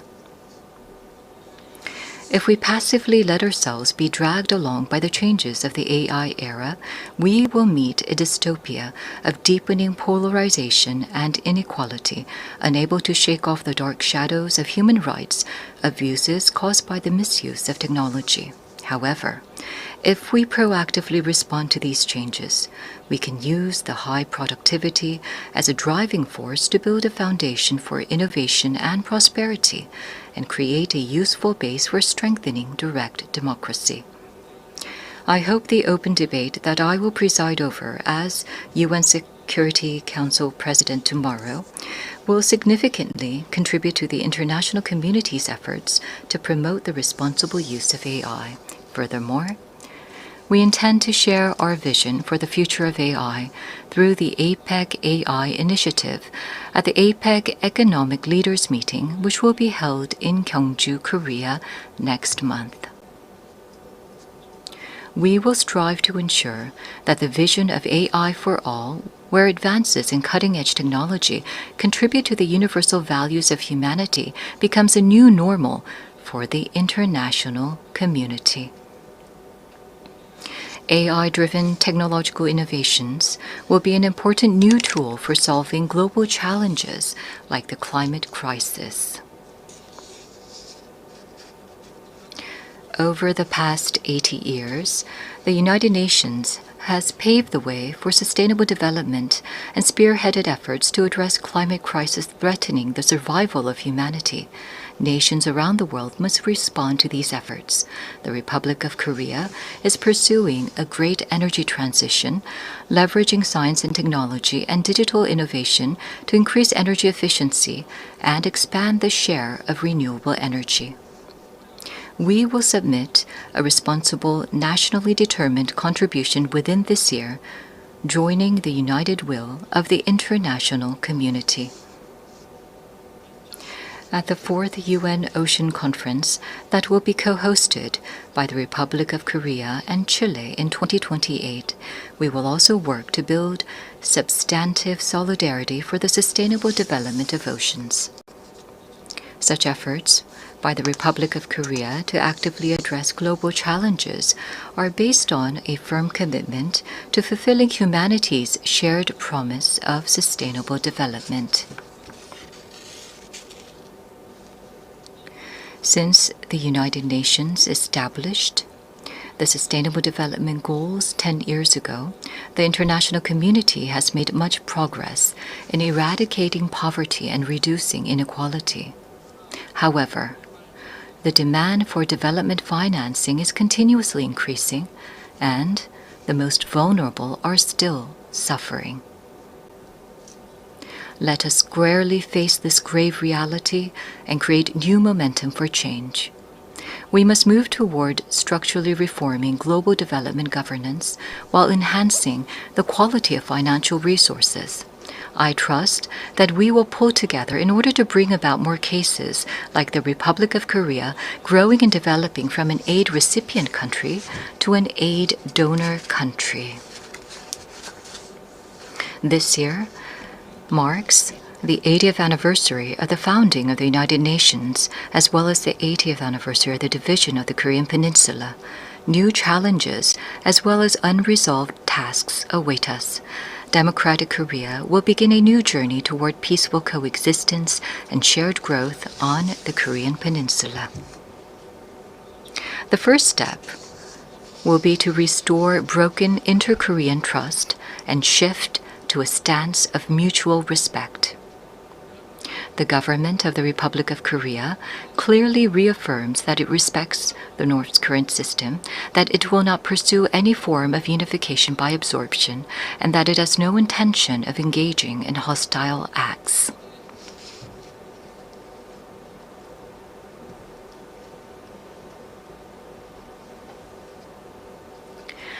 Based on these three principles, we intend to end the vicious cycle of unnecessary inter-Korean military tension and hostile acts. That is a reason why we have proactively taken measures, including halting the launch of leaflets and suspending broadcasts toward the North. Going forward, the government of the Republic of Korea will consistently seek a path to reduce military tensions and restore inter-Korean trust. The most certain peace is a state where there is no need to fight. Through comprehensive dialogue centered on exchange, normalization, and denuclearization, in other words, END, we must end the era of hostility and confrontation on the Korean Peninsula and usher in a new era of peaceful coexistence and shared growth.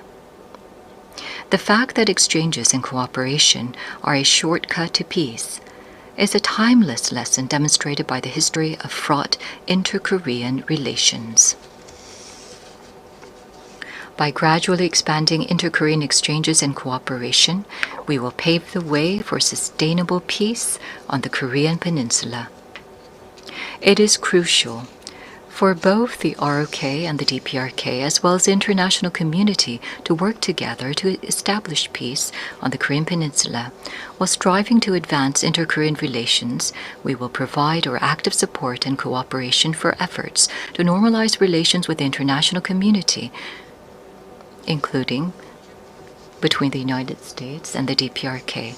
Denuclearization is undoubtedly a grave task, but it is time to seek realistic and rational solutions based on a cool-headed perception that denuclearization cannot be achieved in the short term. The international community must gather its wisdom in a pragmatic and phased solution, beginning with a stop in the sophistication of nuclear and missile capabilities, going through a reduction process, and reaching dismantlement. Realizing lasting peace on the Korean Peninsula would present new hope and possibility to humanity suffering from conflict. The Republic of Korea will end the Cold War in the Korean Peninsula through the END initiative and fulfill its responsibility and role to contribute to world peace and prosperity. A future where people from different nations cooperate and overcome global challenges together may sound like a rosy, dream-like vision. However, this is by no means an impossible dream. Peace is not merely the absence of armed conflict, but the realization of a community where differences are respected and people coexist. As long as respect and aspiration for diversity is inside us, we can always unite and embrace one another. K-culture is connecting people all over the world beyond cultural differences. The success and spread of K-culture prove that universal empathy is possible, transcending differences in all backgrounds. Gathering the energy of solidarity, coexistence, and consideration, the Republic of Korea, having ushered in a new diplomatic republic, is ready to move toward a sustainable future and a new page in human history. Though a difficult journey is expected, humanity has been able to grow and come this far by not giving up on challenges, even in the face of adversity. As the people of the Republic of Korea raised colorful cheering sticks in the face of a crisis in democracy, I call on the international community and the United Nations to lift the lantern of hope that will light the future of humanity. The Republic of Korea will boldly lead the way toward a new era of peaceful coexistence and shared growth on the Korean Peninsula toward a better future together. Thank you very much for your attention. On behalf of the Assembly, I wish to thank the President of the Republic of Korea.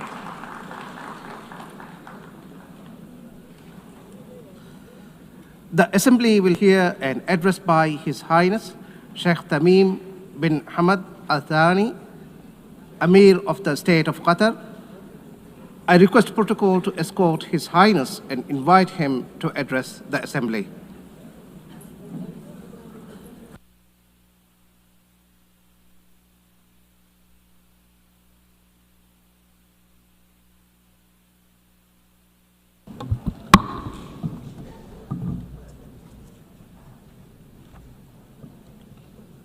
Bismillah ar-Rahman ar-Rahim. In the name of God, most compassionate, most merciful, Your Excellency, President of the General Assembly, Your Excellency, Mr. Secretary General, may the peace of God be upon you. The United Nations has been established 8 decades ago on the basis of principles that humanity has reached after 2 world wars. These rules are based on the maintenance of international peace and security and the respect for human dignity and state sovereignty and a non-interference in internal affairs, and to cooperate for the benefit of our peoples. This means if we allow violations to continue, it means allowing the rule of the jungle, where perpetrators and violators enjoy benefits just because they can. This is the political realism that we are facing, that has been reduced to the ability to impose a status quo. This is a crisis. Such conduct finds that violators consider that tolerating them is a weakness. What must prioritize the discussion in the international community now is how to restore collective security as per the UN Charter, and how to restore the legitimacy of the international system. Your Excellencies, as you know, Doha on the 9th of September has suffered a treacherous attack that targeted the negotiating delegation of Hamas in a residential neighborhood that includes schools and diplomatic missions. As a result of this attack, 6 martyrs have fallen, including a Qatari national who serves in the internal security forces, and 18 people have been injured. This aggression was a violation against our sovereignty and a blatant violation that is unjustified of international law. But the whole world was shocked because of the circumstances of this heinous act, which we have classified as state terrorism. Unlike the claim of the Prime Minister of Israel, this attack is not a legitimate right to follow perpetrators of terrorism. It is an act of a diplomacy that is dedicated to political assassinations, and it undermines any diplomatic efforts aimed at ending the genocide against the people in Gaza. It is also an attempt to kill politicians who are members of a delegation that engages in negotiations with Israel while they were studying an American proposal. As you know, Qatar hosts, as a mediator during the negotiations, hosts delegations of Hamas and Israel.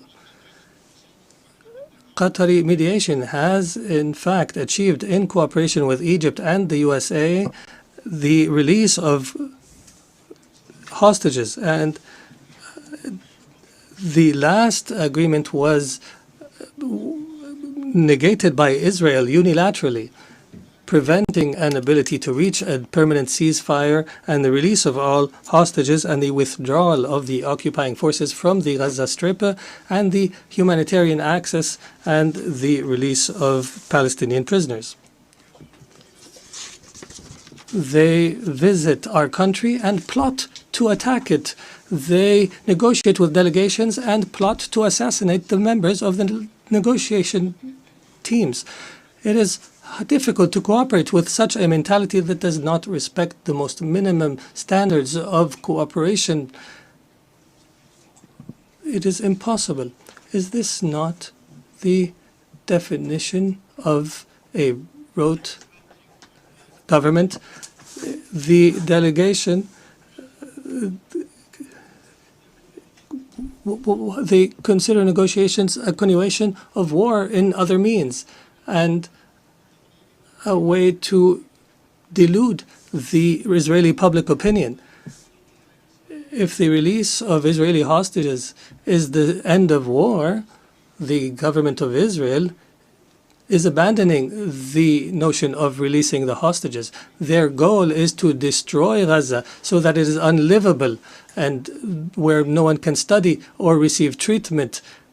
In other words, end the viability of the Gaza Strip to displace its population. Therefore, the Israeli leader wants to continue war. He believes in what is called Greater Israel. He believes that war is an opportunity to expand settlements and to change the status quo in the holy sites, in Al-Quds Sharif. He also plots for attacks in the West Bank and expansion. This imposition is the goal of this war. This treacherous attack against the sovereignty of a Gulf state thousands of miles away has confirmed that the Israeli Prime Minister, who takes pride in changing the face of the Middle East, reveals and manifestation of Israel's ability to intervene wherever, however it desires. Arab countries and Muslim countries have warned, and that have held an emergency summit in Doha, have warned against the consequences of this delusion. Israel is not a democratic country surrounded by enemies, but in fact, it is an enemy to its surrounding neighbors. and it's engaged in a genocide, and its leader is proud of preventing the establishment of a Palestinian state, and he promises that such a state will never be established. And he takes pride in preventing peace with the Palestinians, and that he will prevent such peace in the future. Israel is surrounded by states either who have signed a peace agreement or who are committed to the Arab Peace Initiative. But Israel does not make do with truces and settlements. It desires to impose its will on its surrounding Arab neighbors. And everyone who believes its will is either anti-Semitic or and everyone who opposes its will is either anti-Semitic or a terrorist. Even Israel's allies realize this fact and reject it. And here we are today, where we witness an international solidarity movement that is similar to the international movement against apartheid last century. And I would be remiss not to express my appreciation with the solidarity we have received in Qatar after the attack, including the statement by the Security Council that has condemned the attack. Distinguished Excellencies, Qatar will remain true to its history and legacy, opposing the crimes that take place. We believe in the ability of reconciling interests with security. We will continue to speak truth, and we will engage in diplomacy when our enemies find it easier to use weapons. We have engaged to mediate an end to the war and allow for humanitarian access and release hostages, and we have faced disinformation campaigns. However, these campaigns will not deter us. We will continue our efforts in cooperation and partnership with Egypt and the United States of America. We are firmly convinced that peace can only be achieved in our region through a firm position from the Security Council, from accepting and tolerating the occupation's crimes,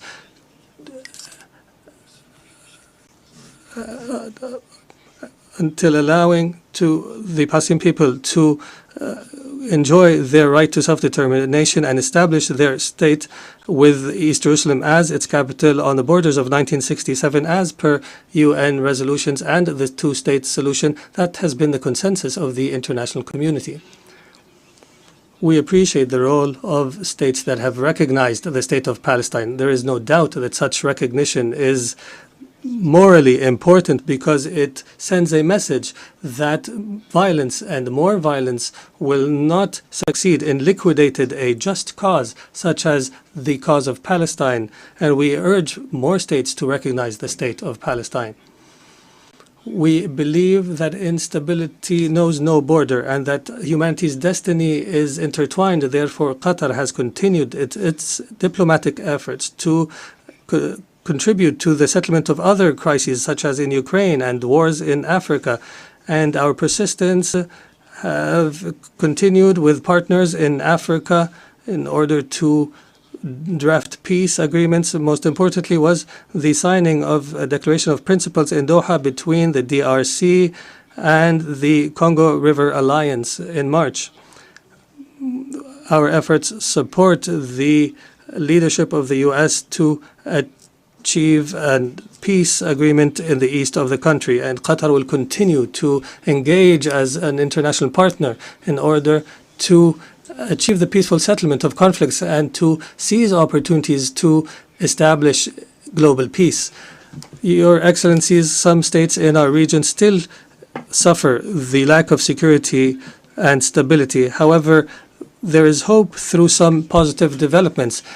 In our dear Syria, since the end of last year, is going through a new phase that we hope will be a path towards achieving the aspirations of the Syrian people towards stability, development, and the rule of law after the end of a dark phase of the country's history.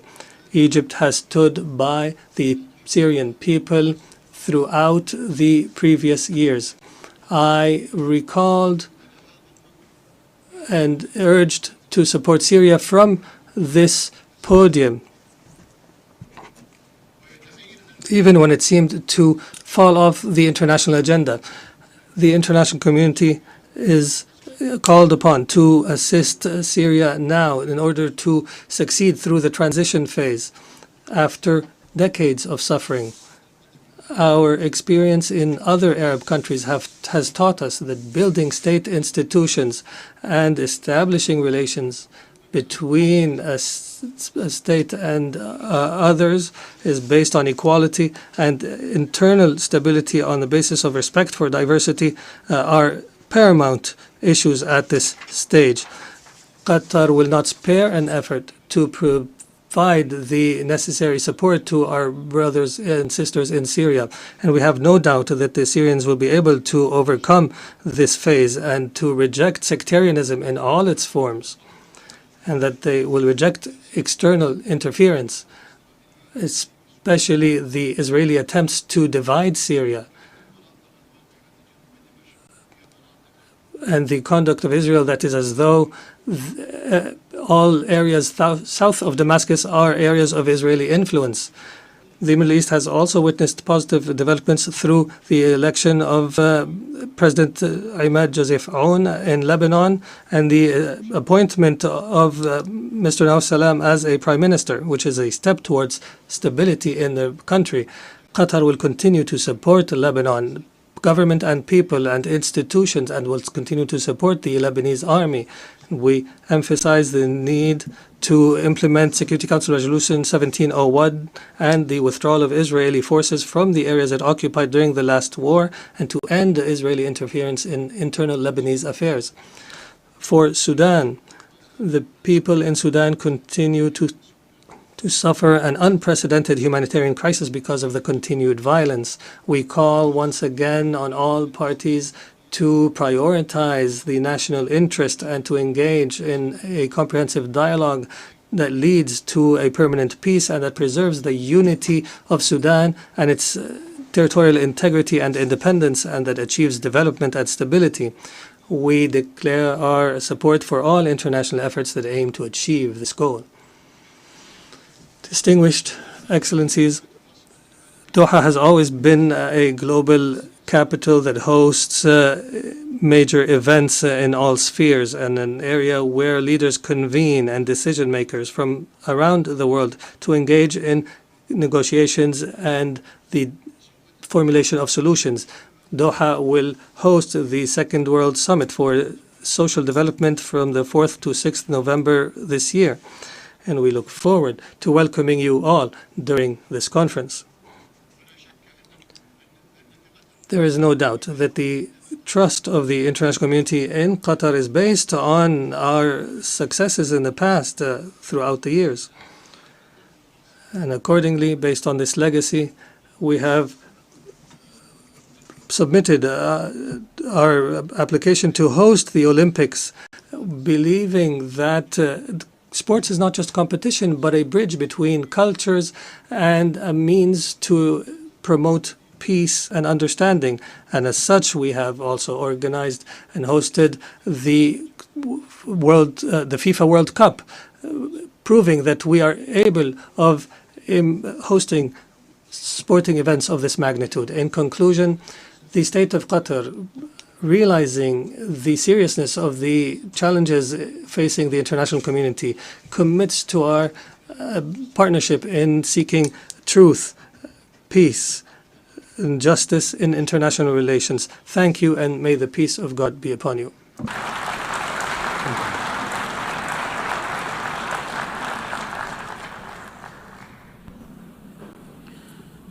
On behalf of the Assembly, I wish to thank the Emir of the State of Qatar.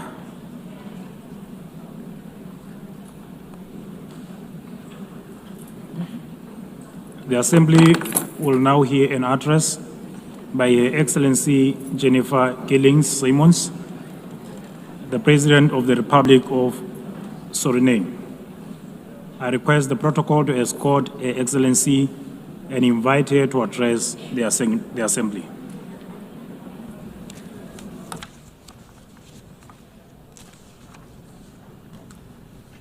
Good morning. Madam President, we are here to commemorate in this special moment in history as we celebrate the United Nations 80th anniversary. And this 80th anniversary of the General Assembly coincides with the 50th anniversary of the independence of the Republic of Suriname and our membership of this organization. On behalf of the government and the people of the Republic of Suriname, I express sincere congratulations to the international community on this occasion. It is clear that a journey that spans over 80 years cannot be and has not been without challenges.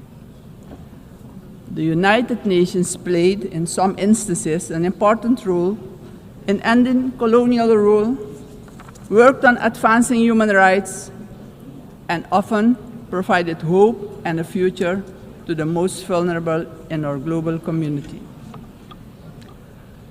This is also the organization that provided a voice to the global community and worked to establish a balanced world order aimed at adopting a framework for sustainable development agenda and contribute significantly to advancing human rights, more specifically the rights of women and children. The organization promoted education for all and universal access to health care. In some instances, the peaceful resolution of conflicts was achieved, preventing misery and saving human lives. Madam President, on the other hand, we must admit that the UN, at other times, regrettably has been unsuccessful in avoiding conflicts, wars, and violations of human rights. As we look at the world today, we see that in Europe, war has returned. Elsewhere, wars are displacing millions, killing many, and threatening global security and peace. In other countries and regions, for instance in the Middle East, we have witnessed unspeakable terror at the hands of terrorist organizations. The UN was not able to prevent that. At this moment, there are increased occurrences of grave violations of human rights and more specifically, the rights of children. For example, in Gaza, it is unbearable to even think about their suffering. Also, within our own region, which is the Caribbean, we have not been spared of rising tensions. It is with heightened concern that we noted the Secretary General's recent briefing on the Security Council meeting on the situation in Haiti, mentioning that the Haitians are enduring a perfect storm of suffering. Haiti is still paying a hefty price for being the first to throw away the shackles of slavery in the region of the Caribbean. Our hearts go out to the people of Haiti. Suriname strongly reiterates its position that conflicts should primarily be resolved through dialogue. And we remind the international community that Latin America and the Caribbean are proclaimed a zone of peace. We do not want military aggression in our region.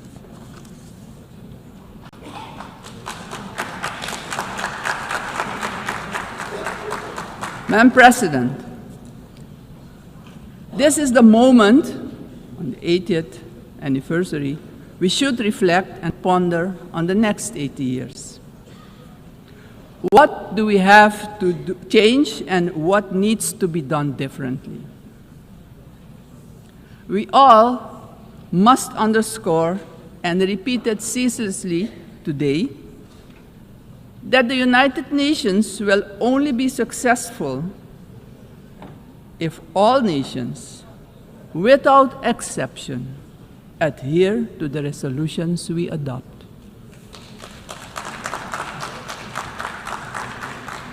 We can only keep the peace if we stop allowing that the votes of all the countries in the world can be nullified by one veto. Today, partially because of the work done by our organization, some poor countries have developed substantially, economically and otherwise. They have become powers who can't be ignored any longer. We have to remind ourselves that the world in which the United Nations was established 80 years ago does no longer exist. The task ahead, therefore, is that we, in the first place, renew our vows, recommit to the principles and objectives of the Charter of our organization, and recognize all the voices in the world, because people from all regions should have opportunities for a dignified life. Furthermore, the UN should adjust to the world we currently live in. This means, for example, the Security Council should expand to include all nations who exert major influence in the world. Exclusion of these players will only increase the risk of conflict and obstruct the beneficial cooperation necessary for humanity to develop and prosper. It is of great importance that all economically and otherwise strong nations and countries maintain a healthy competition that promotes the scientific advancement we need for sustainable development. On the other hand, these countries need to work together to guarantee global peace, so crucial for the existence and growth of the developing states and for their own countries. In this context, Suriname endorses the inclusion of, amongst others, Brazil, India, and the representation of the African continent for equal membership of the Council.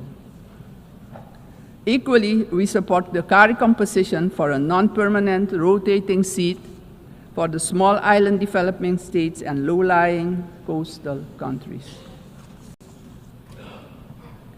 I would also like to remind the member states that my country, Suriname, has presented its candidacy as a non-permanent member of the Council for the period 2043 to 2044.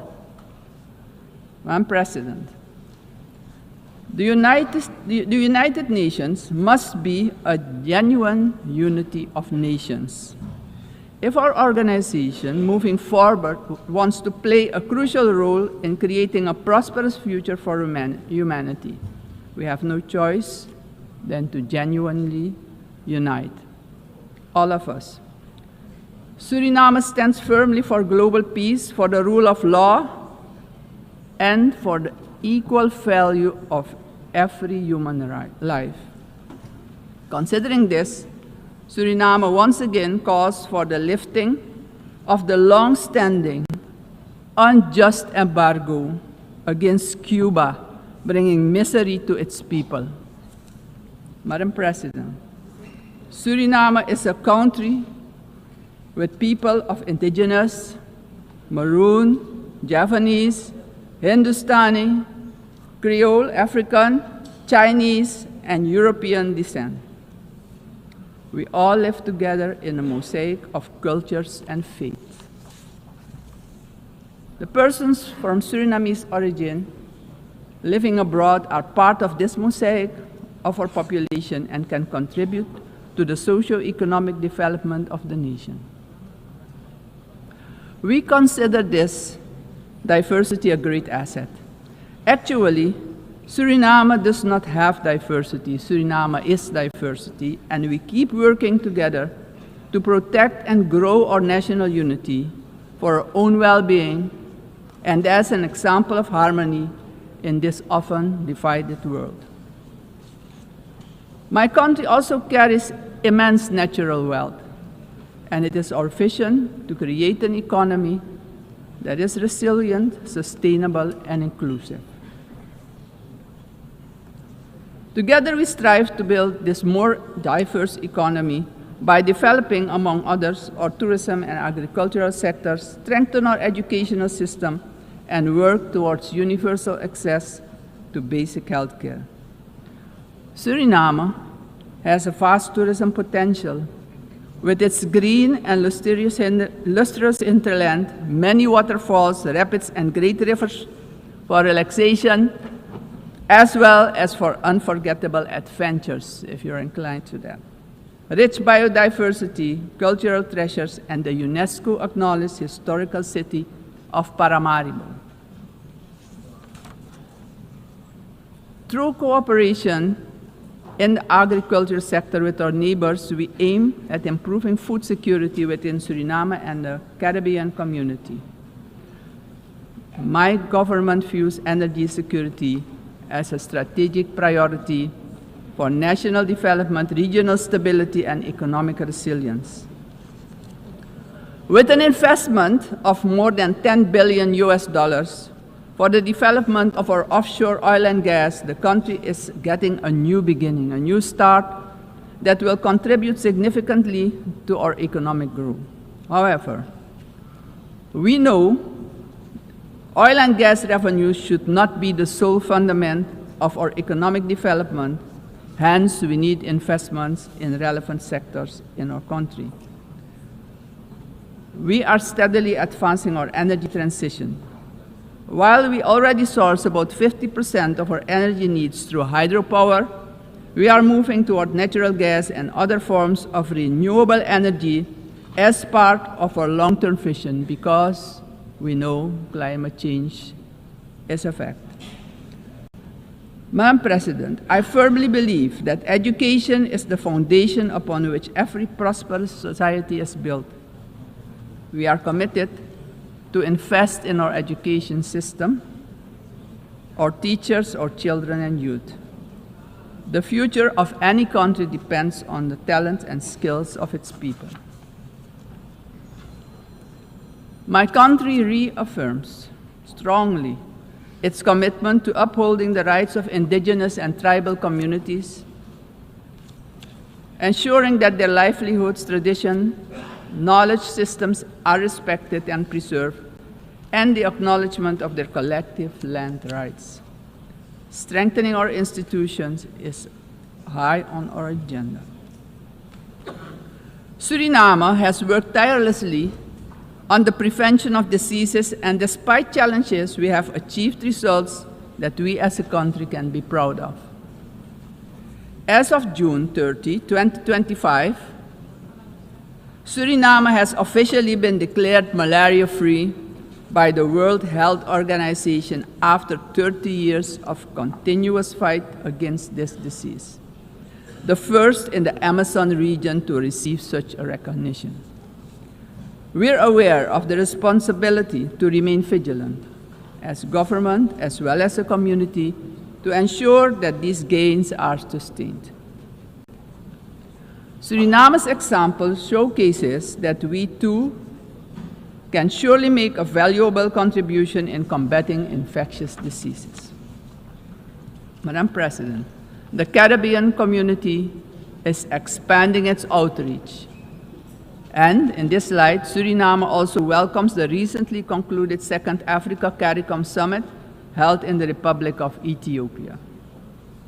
This, Madam President, honors the historic, cultural, and human bonds between the regions of the Caribbean and Africa.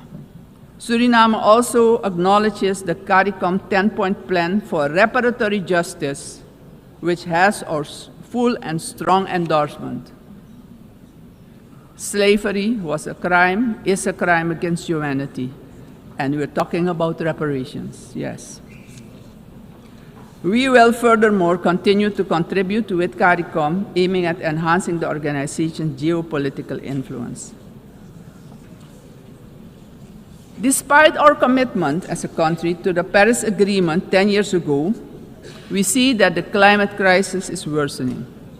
It's worse than we feared. Our countries have least contributed to climate change and carbon emissions, but are hit the hardest by its effects, directly impacting the livelihood and economic growth of our peoples. Suriname calls for the urgent attention of the international community to address the detrimental impact of climate change facing the small island developing states and countries with low-lying coastal areas. Our forests stand strong.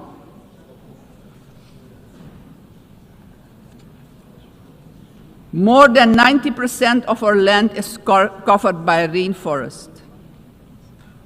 And this makes us the most forested country in the world. Your eyes have never seen so much green. Suriname is one of the 3 carbon-negative countries on Earth. Since 1992, our forest has absorbed nearly 290 million tons of carbon, and each year we capture more than we emit, and we want to keep it that way. The protection and conservation of our forest has been a priority. It doesn't stand by default, but by design. We have been logging sustainably for decades, and did so with the Sustainable Tropical Rainforest Management System developed in Suriname, an ecological approach to forestry. Also, the indigenous and tribal communities protect the forest by their continued stewardship. We are proud of the way we did it, but pride alone does not pay the bills and does not develop the indigenous and tribal communities. Madam President, we must not forget that these forests, our forests, are in competition with vast resources such as gold, diamond, bauxite, and more. We will need to make difficult choices. We want to keep our forest coverage at a minimum of 90%. But we cannot do it alone. The time has come for the world's largest emitters to share this responsibility, not only with words, but with action, justice, and finance. Suriname strongly calls for global action, predictable climate finance for high forested, low deforestation countries, fair recognition of real carbon removals, and direct support for the communities who live in and protect these forests. Suriname, Madam President, therefore endorses the initiative of the COP30 presidency to launch the Tropical Forest Forever facility and calls upon the international community to contribute to its success. Suriname, as mentioned previously, takes pride in being an example of peaceful coexistence, having different cultures, religions, and the traditions to live together in respect and solidarity. This is our gift to the world. The second gift, because we also have a forest that is delivering services to the whole world. This gift proves that harmony can prevail. As stated upon our admission to the United Nations in 1975, our republic indicated our willingness to engage with the international community. My country reiterates its strong commitment to multilateralism one of humanity's most important achievements, which needs our protection in this time of change. In closing, aggression and military force should be replaced with peaceful resolution and dialogue, because it doesn't solve problems, it creates destruction and misery. As a matter of urgency, I call on every member state to keep the peace, protect the planet and all human rights. Suriname has shown the world that living sustainably together is possible. We are really better together. Thank you, Grantanye, and may God be with you.